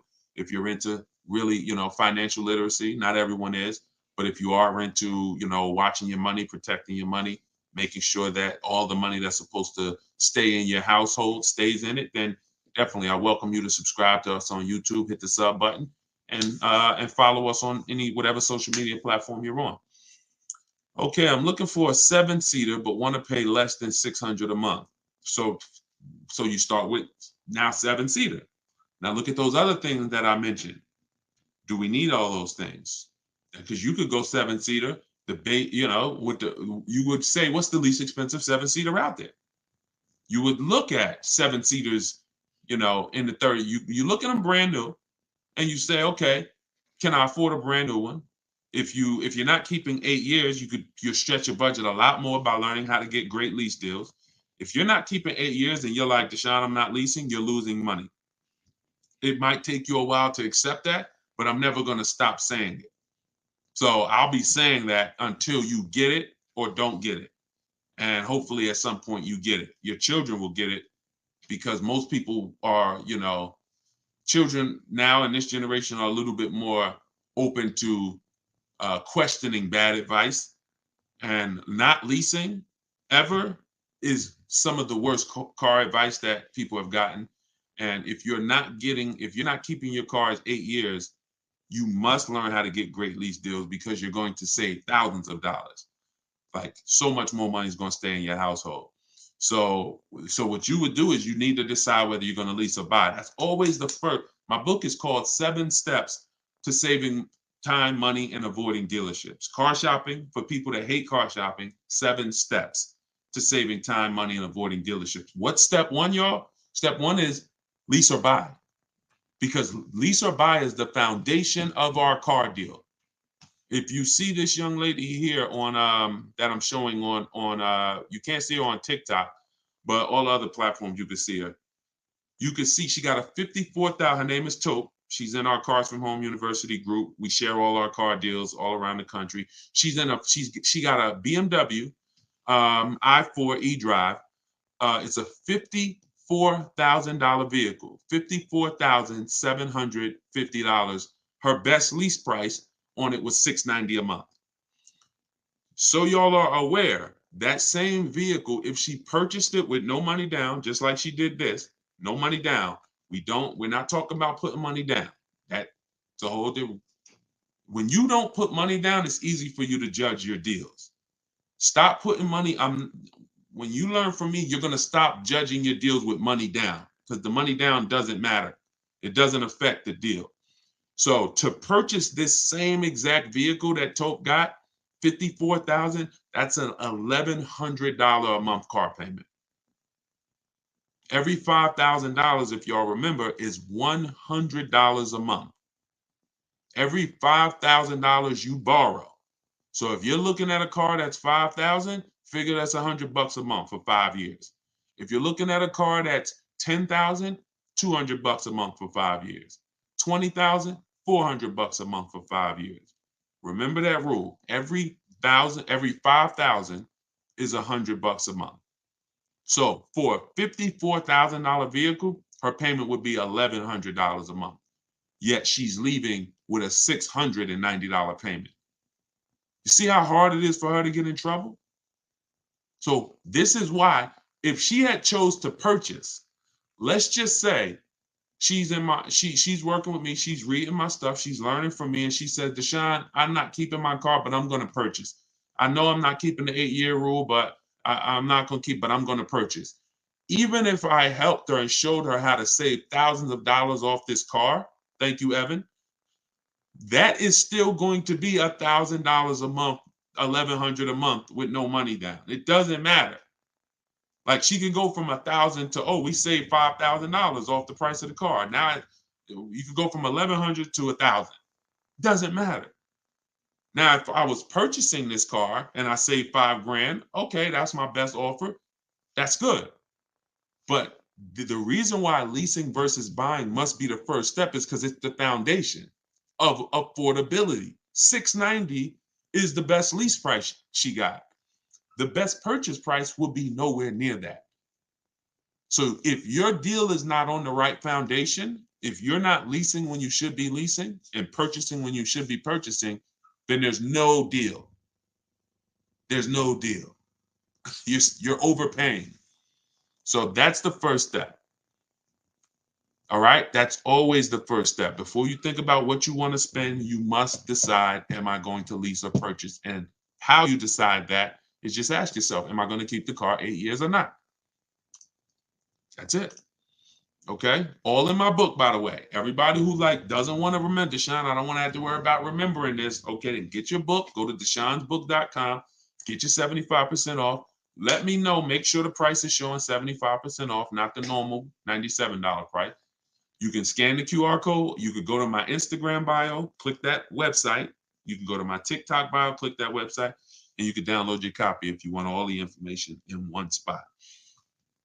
Soder said, can you do a simulation of how you would lease a Mazda CX-90? Well, I would figure out what I want. I'm going to check the car first. I'm going to check the car, go to Google. I'm assuming you're talking about, well, if he's leasing, he is talking about a new one because you could only lease a new car. Okay. The link, Evan, is in my TikTok bio. It's in my TikTok bio. So I'm going to, hold on one second. Hold on. Let me get back on TikTok. Okay. So when we're leasing, if we don't have any other cars to sell, we don't have a lease that's coming due. If you have a lease that's coming due, we got to check our equity. But let's say we don't. Let's just say we want to lease a fresh car. We're going to check the car, check the initial quality, make sure it's not a bad car. There are some new cars out here that are horrible cars. So we're going to go to Google. And when we go to Google, we're going to type in the name of the car, and we're going to type in initial quality. As y'all come on to TikTok, could y'all just light up the lights, keep tapping the screen? I appreciate y'all running the lights up. Because y'all, again, we don't want to do little stuff that ruins our deal. Like I said earlier, if you save a lot of money on a purchase, but you didn't lease, had you leased, you would have saved $300 more a month. Then that wasn't a good deal. You messed up. Same thing if I get a great deal on a lease, but my car is always in the shop. Every 90 days, it's a problem with this car. What's up with it? That we don't want that. And these things can be avoided if you just go to Google and make sure you're not looking at a bad car. Okay. Now, once you do that, now you move on to the step of, all right, it's a good car, it checks out. We got to build it. We go and we build it out because we need to know all the features that come in the car. Sometimes some of y'all actually want a feature that you don't know is available in the car because you didn't go build it. But you got to go build it so that you can decide what you want in it, what you need. Wants versus needs are very important. Needs might be, I need the navigation. Wants might be, I want the big sunroof. I'm good with a regular sunroof too, but I want the big one. I could take the big one. Here's why this is important. When we reach out to dealers, now we're talking to them and we're letting them know what we can. We want dealers looking and saying, do I have any vehicles that match this? Okay, he's looking at a 2024 Mazda CX-5. He said, always give him all your color choices. He said he's open to black, white, or gray. Perfect. He said he wants this trim level, sport. And he said, okay, I must have the navigation. I'm good with a sunroof or I'm good with panorama sunroof. It doesn't matter. This is why this is important. When they hang up, when they look at that on the computer, they go and they look in their inventory and they see what they have and they're looking for a match. If you only gave them 2 limited options, if you only didn't pick out, now they like, hey, well, do you want the sunroof? Do you need the sunroof? So we got to give them everything we want. That's why we build that car out. And once we give them everything we want, we do this online. We literally, in my book, it's $24 at 75% off. You go download your copy, you'll see this is how I do it. I like to send you to the website because you don't have to talk to anybody. Who wants to save money without talking to anybody? Type a $sign in the comment box. If you want to save money without talking to anybody, if you want to be able to say, man, I'm saving thousands of dollars, and who's a bad negotiator? Type bad in the comments. Be honest. If you consider yourself, if you be honest and say, I'm a bad negotiator, type me or type bad. This will work for you because you don't have to talk to anybody. Even if you're going to do what I said earlier, if y'all not going to use the book, if you're not going to get the book and use it, then you can call sales managers. That's going to take a little bit more time, and you got to remember what you want, and then you got to be telling them all the information they're going to need.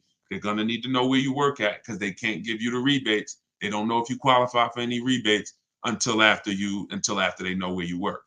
They don't know whether you qualify for any rebate until until they know what cars we have in our household. Like I got an Infiniti truck. Sometimes they'll give a rebate because you have a competitor brand. You get $1,000, $1,500, whatever it is. So everything. I have this template where you just fill this in. So when you're shopping for a lease or a new car, it has everything that you need there. This is what a dealer must know in order to give us an offer. Okay, could y'all keep lighting up the likes on TikTok, tapping the screen? I appreciate it. I see the likes going up and I appreciate it. We letting them know, letting TikTok know we changing lives here. We want to set people free financially. But that's what's necessary. Like I'm letting them know what I want, and then I'm doing it with multiple dealers. In the book, I teach you something called the 25-to-5 strategy. That's something y'all going to hear me talk about a lot. That's where we connect with 25 dealers to get 5 offers. 25 dealers to get 5 offers. And what you'll love about doing it this way is you don't really hear, oh, we don't have that color, or we don't have that. See, when you're talking to one dealer or 2 dealers, you're going to hear that. You're visiting one dealer or 2 dealers. Oh, we don't really have that color. No, we don't have the car exactly like you want it. Right? Who's heard that? And then they'll tell you, oh, well, the supply is limited. And they'll tell you, hold on one second, y'all. So they'll tell you that inventory is limited.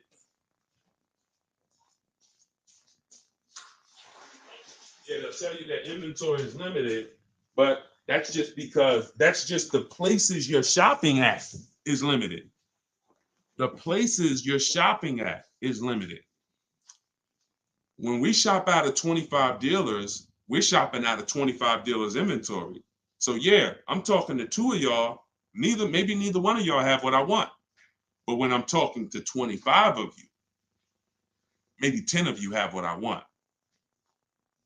That's why it's called the 25-to-5 strategy. You're going to connect with 25 dealers online, right at your computer, and that's going to lead to 5 offers. And when you see how different those offers are, you'll see why it's important to shop multiple offers. Those offers are going to be about $3,000 to $5,000 different from each other. Guaranteed. Guaranteed. Look at there was a young lady who just got a Maserati and she saved $20,000 off the Maserati. She said her best offer was $20,000 off. Matter of fact, if y'all need to see that, just type Maserati. If y'all don't believe me, if you believe me, then we ain't got to do it. But if y'all want to see that, then I'll show y'all. She just got a Maserati 2 weeks ago. So imagine if she didn't shop multiple offers, she might have had one dealer taking off $3,000, thinking, oh, that seems like a good deal. Another dealer taking off $5,000. Oh, that seems like a good deal. You shop multiple offers and then you see where the bottom is. Oh, wait, hold on. They said they can't hear me on TikTok.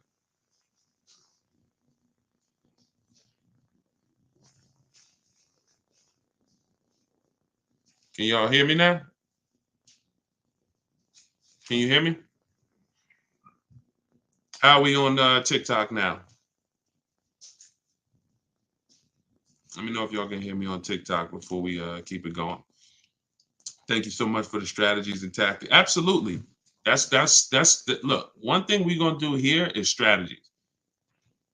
One thing we're gonna do here is strategy. I'm just trying to see if we're back on TikTok because my headphone had went off.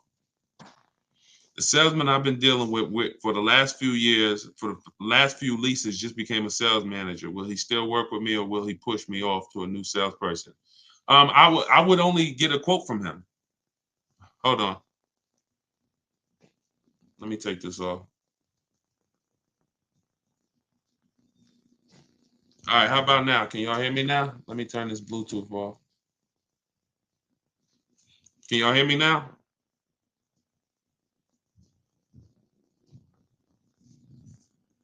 Oh, it connected to my wife's headphones. All right, thank you. All right, good.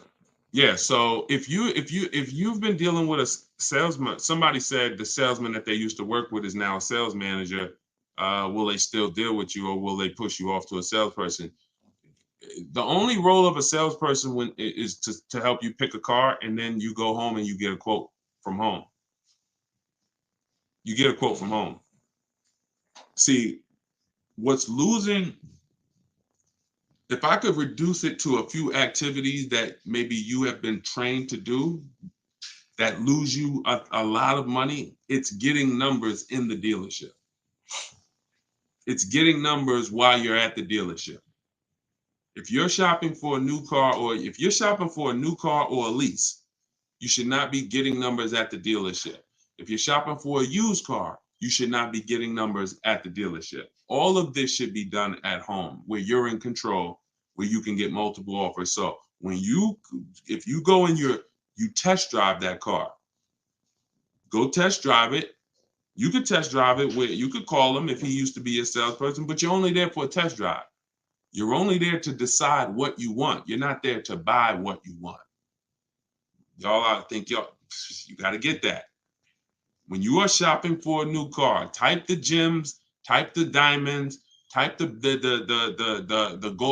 light emoji, because this is a gem that you can't forget. When you are there shopping for a lease or a new car, you are in the dealership to decide what you want. You are not in the dealership to buy what you want. Y'all get that? So once you've decided that you like something, now you're coming home and you're getting offers. That's how you stay in control. That's how you save money. That's the new way to car shop. Purchasing from home, getting offers from home, where you're in control, not sitting at a salesman's desk where they can give you a price and then you don't know where they're starting at. You don't know where the first price they gave you, you don't know if it was a good price. So, the salesman can say, all right, it's $700 a month. And you're like, oh, wait a minute. Or, and then next thing you know, they get you down to 600 and you think that was a deal. Well, maybe they should have started at 600 and they were supposed to come down to 5, but they started at 7 and they came down to 6. There's no way for you to know this, especially with leases, but with any car, you should be y'all are going to save more money than you've ever saved, easier shopping from home. I'm looking to lease, but I put 15,000 miles a year. That's nothing. 15,000 miles a year is slightly above average. Perfect. 25,000 miles a year wouldn't matter, because leasing isn't based on how much you're driving. I spoke about that on an earlier hour we did, where I was talking about how cars depreciate whether you buy them or lease them. You park a car outside, if it's worth $20,000 today, you go back a year later. You don't have to drive it 1 mile. Just go back a year later. Is that car worth $20,000 still? No, it's not.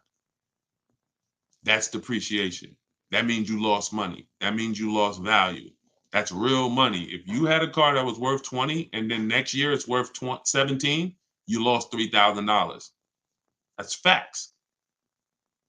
Doesn't matter whether you lease it or buy it. You pay for the usage of a car. Now, here's another kick. Let's say that same car that you got outside, you go and you drive it around this country. You put 10,000 miles on it a month, and you come back, and in a year, you got 120,000 miles on the car. It's worth even less now, right? Car is probably, if it was worth 20,000, maybe it's worth 8,000 now, right? But you own it. See, these are the people who say, "Oh, I like to drive as much as I want to drive. I don't want to pay for the mileage, so that's why I buy my cars." Never a reason to buy, because you lease. You're literally paying for the car. You're paying for the usage, whether you lease or buy. Here's the key: depreciation. What you're trying to avoid when you lease is taking all the depreciation hits that the owner takes when they buy a car. You lose 20% the first year, 15% the second year, 12%, 10%. You're losing value every year. Now, there comes a point in time, if those of you who keep cars a long time, where you go from losing 10%, you go from losing these high percentages every year to the point where if you keep your car long enough, you might only lose 5% a year. You might literally, the longer you keep a car, the less it depreciates later. But you have to get to the later. If you trade out of that car before you get to the later, you've lost. Because all that depreciation you just took, now you just replace the car and you go start over again. Don't do that. Trust me when I tell y'all. The more you understand leasing, and my entire step 1 is about leasing versus buying. In the book, everything I teach, get your book for 75% off. Make sure you get your 75% off, but you'll see step 1 is all about leasing versus buying, because that's the most important part of going into a car transaction. Oh man, good to see you, Texas. How many years is later? How many years is later? Remind me what we were talking about. I know I was talking about doing something later, or a long time ownership later. I don't know.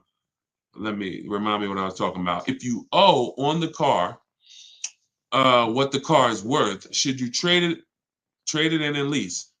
So that's a great question. If you could get out and break even and you're not keeping that car 8 years, then I would get out of it immediately,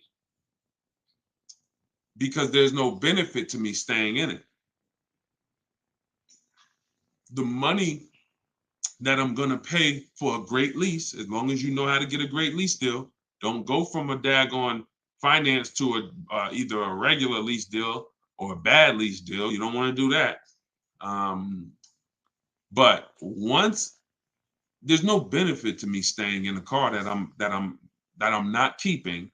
I could drive a lot better vehicle transitioning to a lease now, because the vehicle is going to be brand new, and I'm going to have a better vehicle for my money. The money's going to be better. Whatever I'm paying for this used car or this car that I'm driving, it's going to be better when I lease.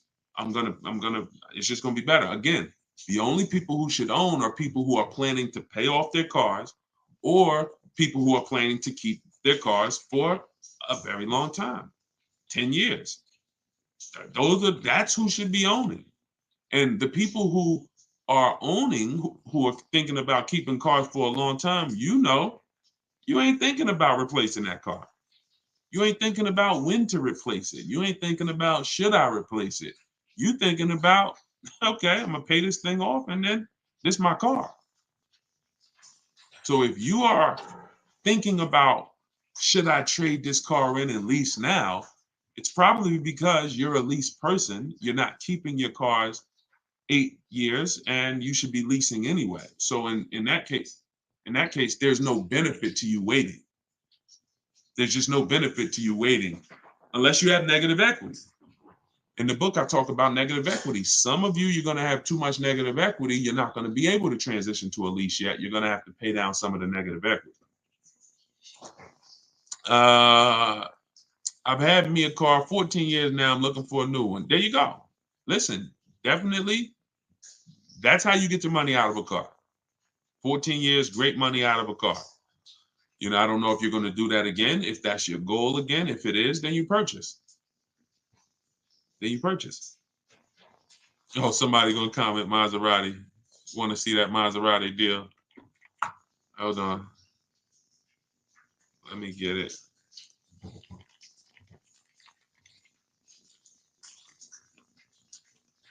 Hold on 1 second. Yeah, she said 20. Listen, the money I be talking about, I don't talk about small money.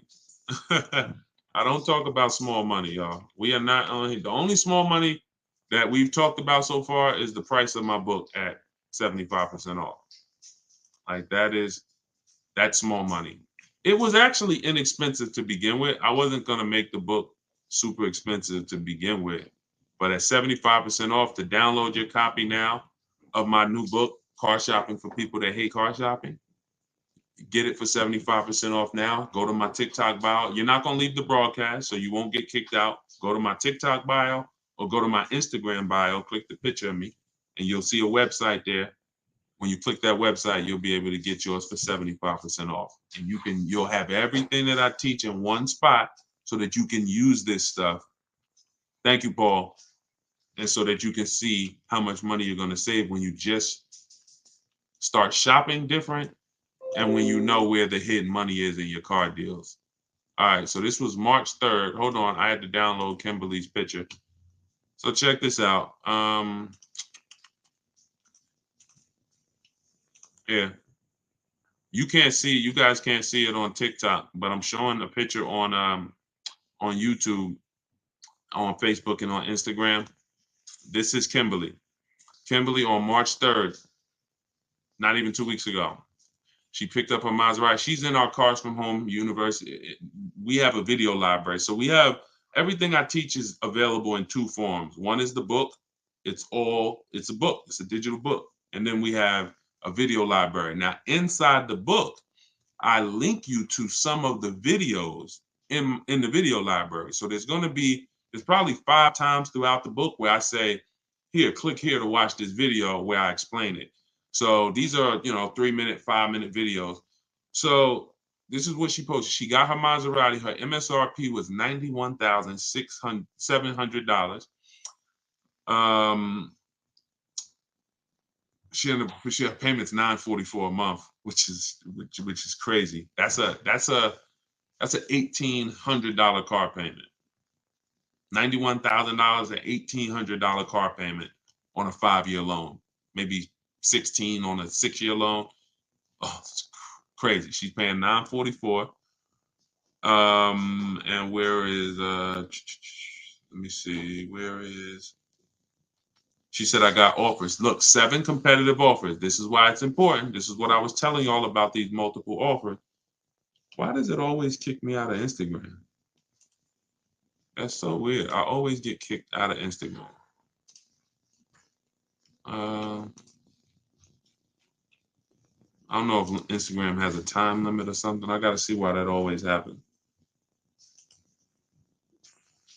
All right, so you can see that her offers were from 1% to 1.8%. And oh no, I know what it is. Hold on, I gotta go to her other post. It was her other post where she posted the actual deal sheet. Hold on, watch this. There we go. No, it wasn't her post when she picked up the car. Here it is.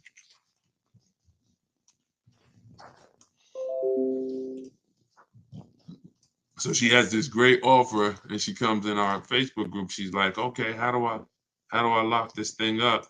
Check this out. All right. And these are the same deals you will make. Like you don't have to, no matter what your car you're shopping, what car you're shopping for, You'll get to the bottom. You'll know what the bottom is for it. Check this out. So here it is. 91,000. This was a competing offer. This was her best offer before her true best offer. Because the dealer that ended up making her this offer didn't win the business. The dealer that was closer to her said, well, I'll beat that offer. And that's the one she ended up going with. But this one right here had an $86,961 MSRP. And look, the selling price that she got, $66,261. She's sitting at home comfortable, y'all. Talking to multiple dealers, sitting at home comfortable while dealers are bidding for her business. She's sitting up here. She said there are people that were the same time Kimberly was out here shopping for that Maserati. There's other people all around the country who are shopping for that same Maserati, and they're literally in the dealership trying to, hey, come on, man. Can you take off a couple more dollars? Come on, man. Yo, I'm already taking off 5,000 for you. Come on, man. Can you do, come on. So what if you do 7? Can we do 7? Can we do 10? Meanwhile, Kimberly's saving 20 grand while she's at home. Why? Because you have leverage. She's in control. When you use what's in my book, when you use what you're going to learn from watching my videos, you will see I want you shopping with leverage and control where you can see all these offers while you sit at home and they're bidding for your business. It's hard to make a mistake when you're sitting at home in your living room. It's hard to make a bad choice. It's hard to say the wrong thing when you're not talking to anybody. So the key is learning how to shop online properly. That's what I'm here to make sure you do. I know some of you have tried to shop online, but there's a right way and there's a wrong way. The right way gets you those kind of results. I like this, man. Thank you so much, Good Time. Yeah, IG is weird, and you get kicked out if they don't know who you are. Yeah, I don't know what that was about. I got to look into that. So I'm trying to pay $287 a month. You just got to see, what does $287 a month get me? $287 a month is probably about a $13,000 loan for 5 years. Maybe about a $14,000, $15,000 loan for 6 years. Maybe about a 15,000 depending on interest rate. So the question always, it's not just what we want to pay. What can we get for what we want to pay? We got to explore it. And you need to know whether you're leasing or purchasing. That continues to be skipped. That's step 1. And this answer is, are you keeping the next car 8 years or not? If you call me and said, Deshone, I'm car shopping, man. I would love your help. I want to do things the way you say do it. What's my first step? How long you keeping the car? How many years? I'm gonna keep it for about 5. All right, we leasing. Okay, perfect. What's our next step? And so on and so forth. You must have the first step handled. Leasing versus buying is step 1. It's not step 3. It's not step 2. It's step 1. If you go off the purchase and you should be leasing, you're done. You lose. Don't matter how much money you save, you lose. Because you're losing, you lose. So you must know that. It's the car I want. I'm willing to keep it. Great. So then we go and we get do you have a car to sell? Step 2, in the book, equity assessment. This is where we have to take, who's traded a car in before? Type T if you've traded a car in before. If you've traded a car in before, type T. Trade it. All right. A lot of you have. I'm going to tell you something that may be shocking, right? But it's absolutely a fact. You learn it from me. If you use what I'm telling you, you'll probably never trade a car in again. Deshone, what do you mean? We never trade cars in? I'm going to tell you why. We use a bidding system. We don't trade our cars, we sell them. We sell them to cash buyers who can look at the car and write a check immediately. These are our Carvanas of the world. These are our Driveways. These are our CarMaxes. These are our Auto Nations. These are Kelly's Blue Book Instant Cash Offer. This is the equity assessment. A lot of times we're losing money in so many places. It's like money leaking out of our car deals in so many places.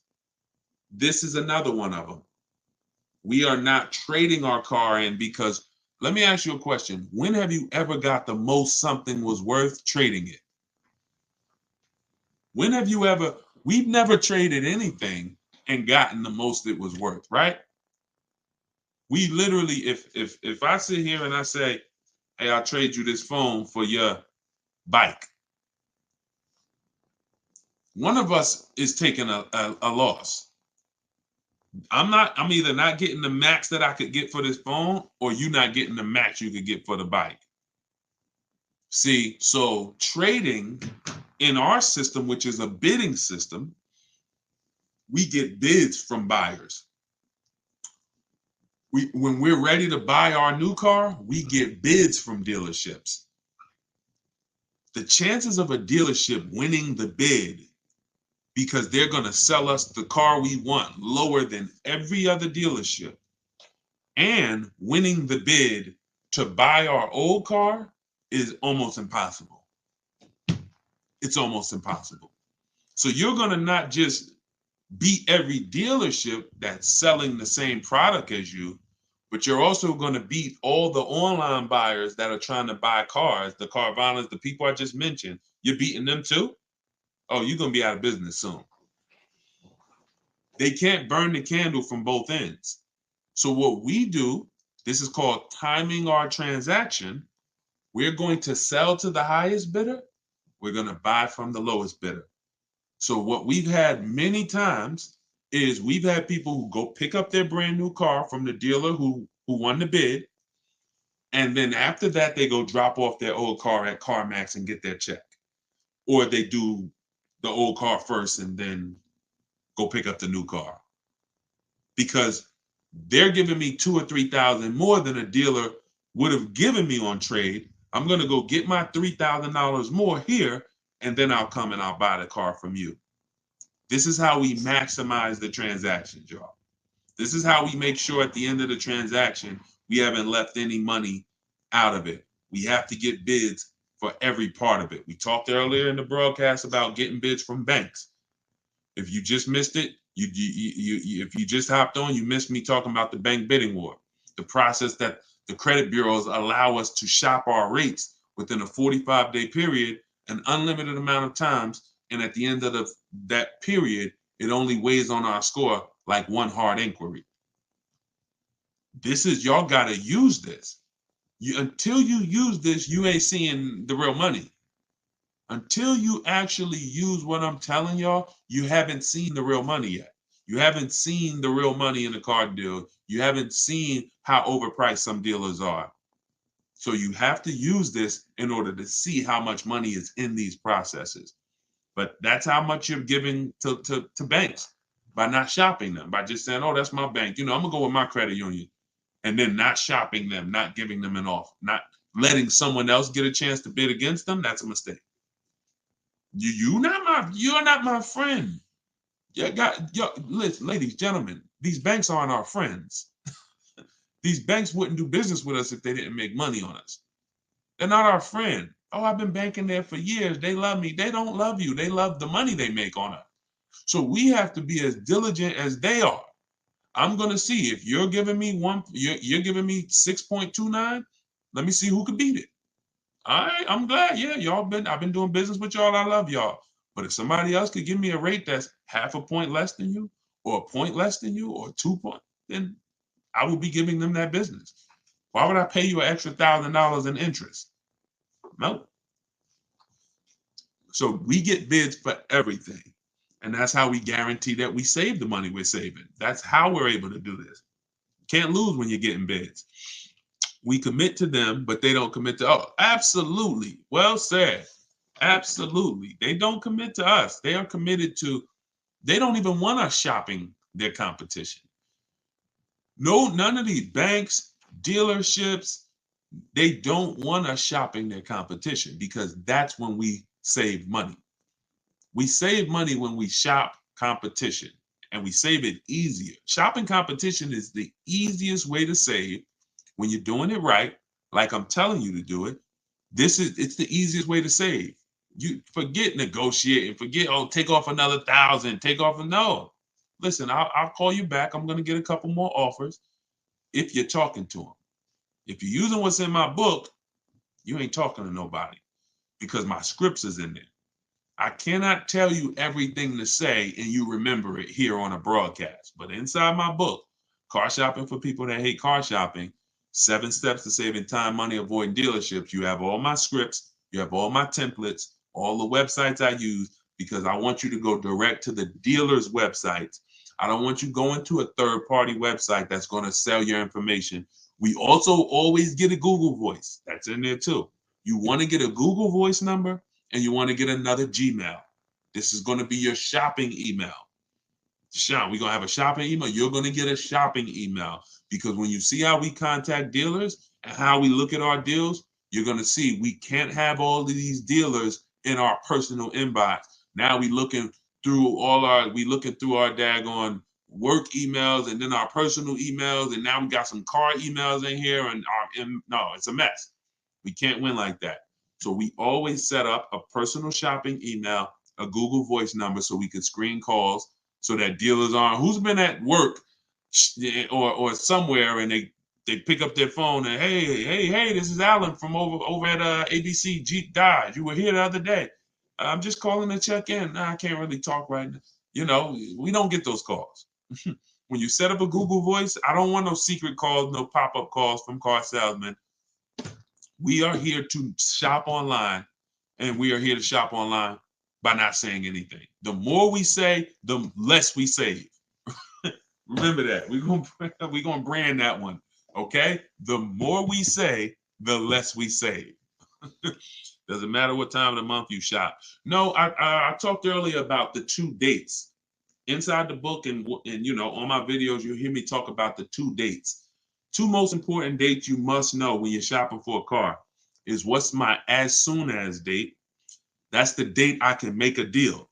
You're not in the market. Don't even look at cars. Don't get offers. Don't look at deals. Don't have somebody work you up a deal until you can accept it. Now, you might say, Deshone, well, that's tomorrow. Like, I could accept a deal today. Perfect. That's your no later. That's your as soon as date. Now, your next date is your no later than date. That's the deadline. That's like, Deshone, I go back to work on, June 1st. I got to have a car by May 31st. Perfect. That's your no later than date. Now, in between those 2 dates is your shopping timeline. That could be a month, that could be a year, could be a week, but that's the timeline we have to watch offers and say no. And say no. You want to be able to watch offers because offers change. You know, when I was shopping for my Infiniti truck, pre-owned one, I saw the price trends. One of the things that I'm going to show you when you learn to shop used cars the way I want you to shop, you're going to see the price trends. You're going to see the low side of the market and the high side. I noticed the low side of that market is 22,000 and the high side is 31,000. So now I'm looking because our goal is to buy, remember this, y'all, below market value. Forget market value. These words that people use are expensive words. I'm never interested in market value. The only time I'm interested in market value is knowing it so I can make sure I'm buying below it. You see what I'm saying? You don't want market value. You want below market value. And so that's when we're shopping for a used car, we're looking at those things. I'm showing you first when we open up the marketplaces, how to see the low side of the market and the high side so we can identify the low and we can make sure that everything we're targeting is the low. Didn't realize I was in a live stream. Not looking to purchase a car right now. Awesome. Well, we'll be here. Listen, this is a mission we are on, and we've been on this mission heavy since 2021. And thank God we've built up 2 million followers over all these platforms. You guys continue to follow. You guys continue to subscribe. You continue to engage. And you continue to get value out of the information. What I hold myself accountable to is the results you get. I don't care. Everyone knows I could get car deals. I'm not sitting here on no live to convince y'all I could get car deals. Everybody's probably like, man, this guy looks like he knows how to get car deals. I'm concerned with you. I'm concerned with people like who use what I teach. And once I saw that people who use what I teach can get the same results, look, this is Vincent. Vincent got a 3-year-old Lincoln Corsair. He got it back in January. Less than 45,000 miles, clean Carfax. We'll talk in future broadcasts about how we get free Carfaxes, what's on the Carfax. You'll see that many times the Carfax has the window sticker. Carfax has the original window sticker for certain brands. And we use that original window sticker to see all the equipment that's in the car and to see what the real price is. We need to know, one of the most important things on a used car, y'all, we got to know what was the original price. I bought that pre-owned Infiniti truck. They were asking 31 for it, but it was another one that was asking about the same price, and they looked the same.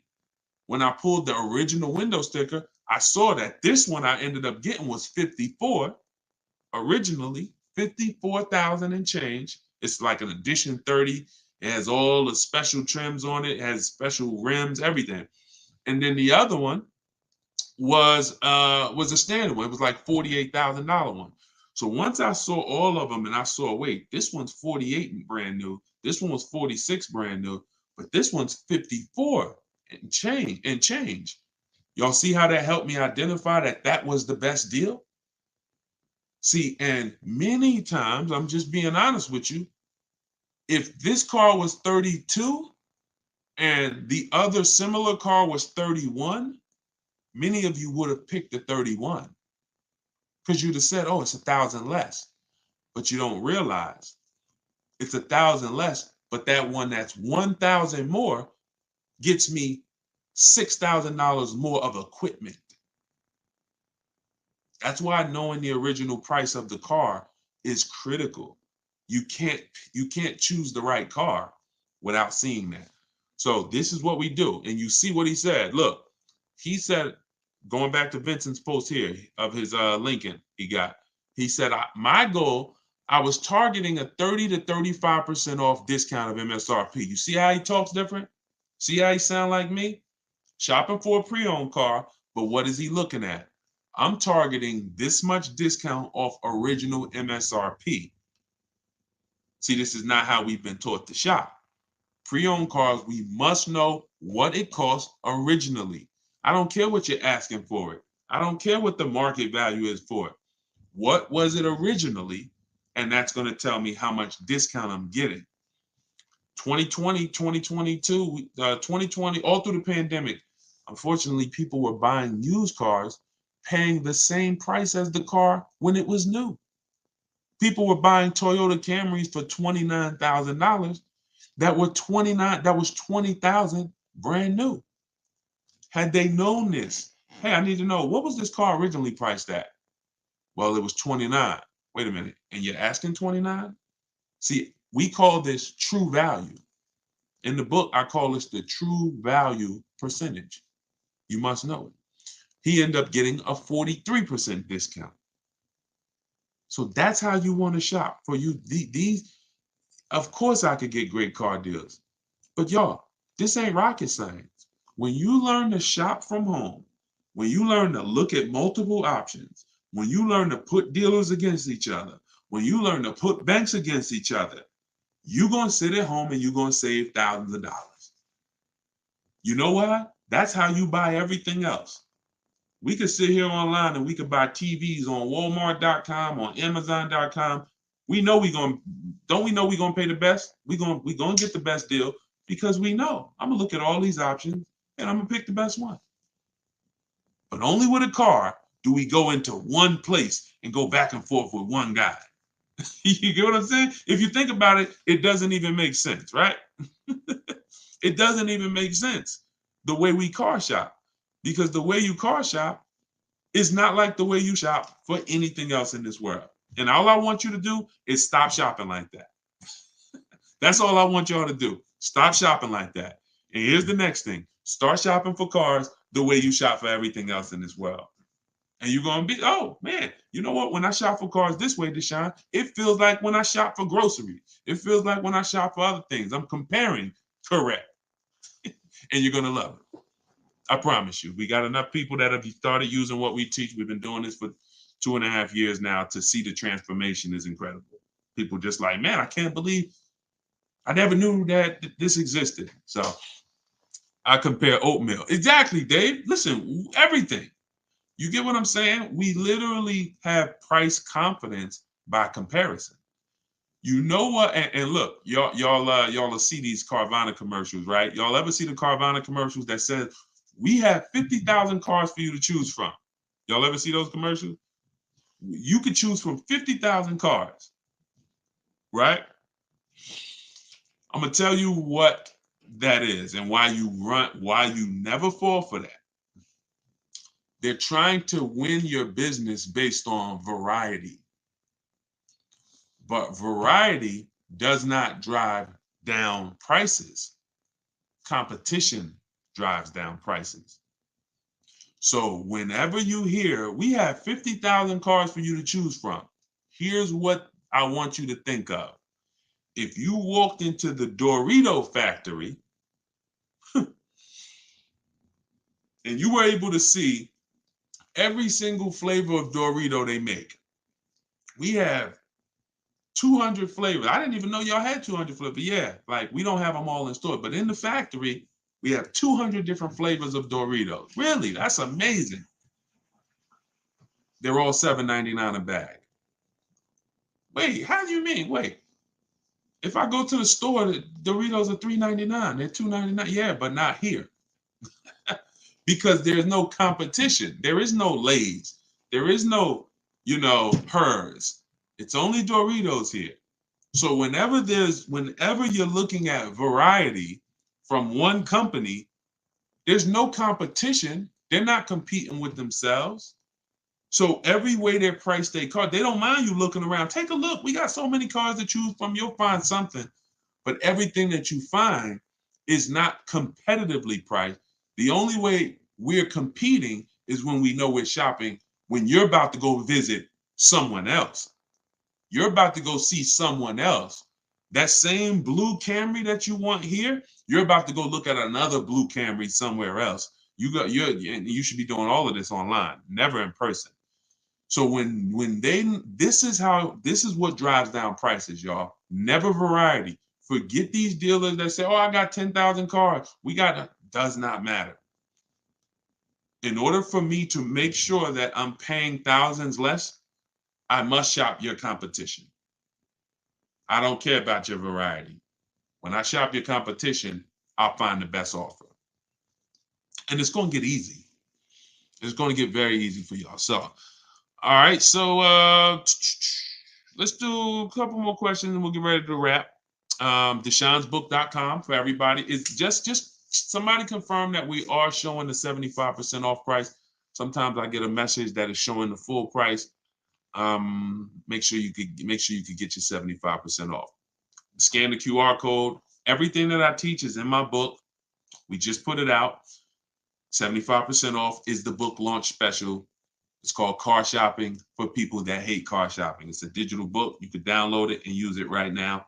And if you're on TikTok or Instagram, you could just go to my Instagram bio or my TikTok bio. Okay, thank you, Camry. Shows 75% off. All right, perfect. Went to 7 dealerships before I found the price in the car for my daughter. Wonderful. My wife was mad at me. Now, that's because that sucks. And the time that you put into that, I get it. But to save money, I don't blame you. If you got to what you needed, it was worth it.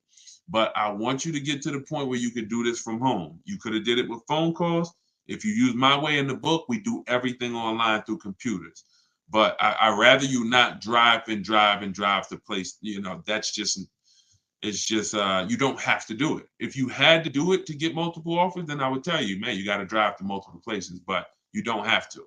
You can do this by phone, ask for a sales manager, or if you don't want to talk to anybody at all, you can use my way in my book where we do it all by computers. I'll tell you exactly what to say, what to type, what they're going to say. You got all the responses. Everything is scripted out for you. DMV good, and they treat you like gold when car goes in for service. Oh, I didn't see. Okay, I missed that. How much does credit really matter? Credit profile matters. If you're looking for a car loan, it's not always score though. It's more profile. So I always say if you have a car payment that you're paying, sometimes the world could be crashing down around you. You got late credit cards, but if the bank sees you've been paying your car payment on time, they'll sometimes give you the loan. They'll sometimes approve the lease. So, some people might have a lower credit score and low sixes, but they have a solid payment history on their cars, and they get approved. Another thing is, if you have a high score, sometimes you don't need, um, score and payment history are probably the two biggest indicators. Payment history being what I just talked about, and score being score. Um, because those two things weigh heavily on the decision.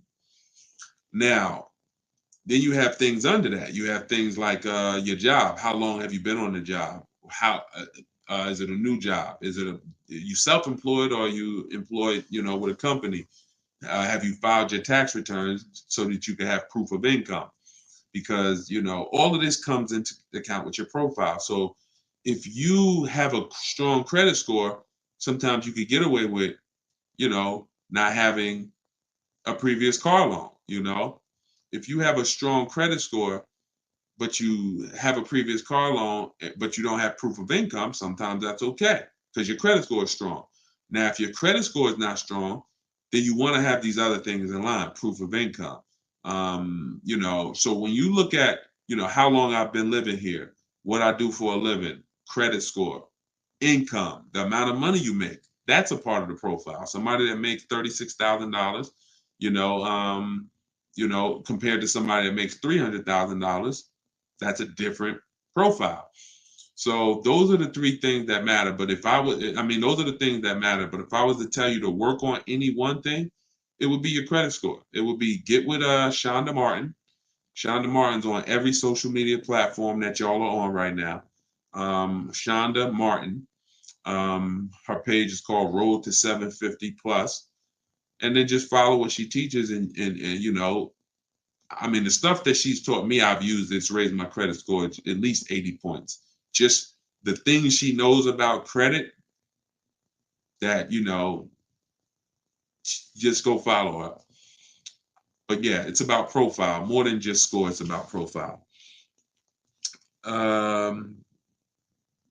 Should a person get extended warranty on a vehicle? If a vehicle has high repairs, high cost of repairs, expensive parts, then certainly.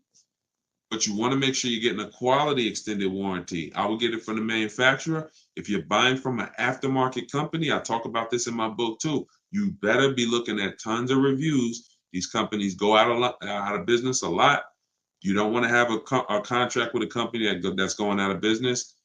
You got to be careful. And I would try to avoid buying from an aftermarket company unless they have just hundreds and hundreds of reviews, lots of high ratings, and they've been around for a long time. But yeah, if a vehicle doesn't have a lot of high cost of ownership and repairs, then I wouldn't get the warranty. If it's something that is very easy or inexpensive to maintain, I wouldn't get a warranty for it. How to avoid as is lemons. You want to make sure you're checking the history of the car. 4 things we check when we're buying a pre-owned car: title. What's the type of title? Is it a rental? Is it a ex-loaner car? Is it a salvage title? Is it frame damage? Total lost vehicle? That's the first thing. Then we go down to accident history. We go to service records. Service records are a huge indicator. Any used car you get, y'all, I'm never going to recommend you buy a used car without teaching you how to look at service records and make sure that the previous owner or owners took care of the car. Third thing is accident history. And then what we're going to do before we do all of this, we're going to check the car online, and we're going to type in. I do something called a reliability and a longevity check. That takes 3 minutes. We go right to Google. We type in the year, make, model, reliability, the year, make, model, longevity, and that's going to tell us If there's transmission issues at 80,000 miles, we'll see it on there. We'll see it in one of these websites. If there's if there's head gaskets issues, if there's electrical issues, we'll see it. So those 4 things that I just told you to do, boundaries. See, you protect yourself by having boundaries. I want you to use those boundaries, and you're going to find it. Does it prevent the possibility of you ever having a limit or getting a limit? No, it doesn't. Does it dramatically reduce it? Yes, it does. Yes, it does. And that's all we can do. There are no guarantees in life. What I want you to do is have a plan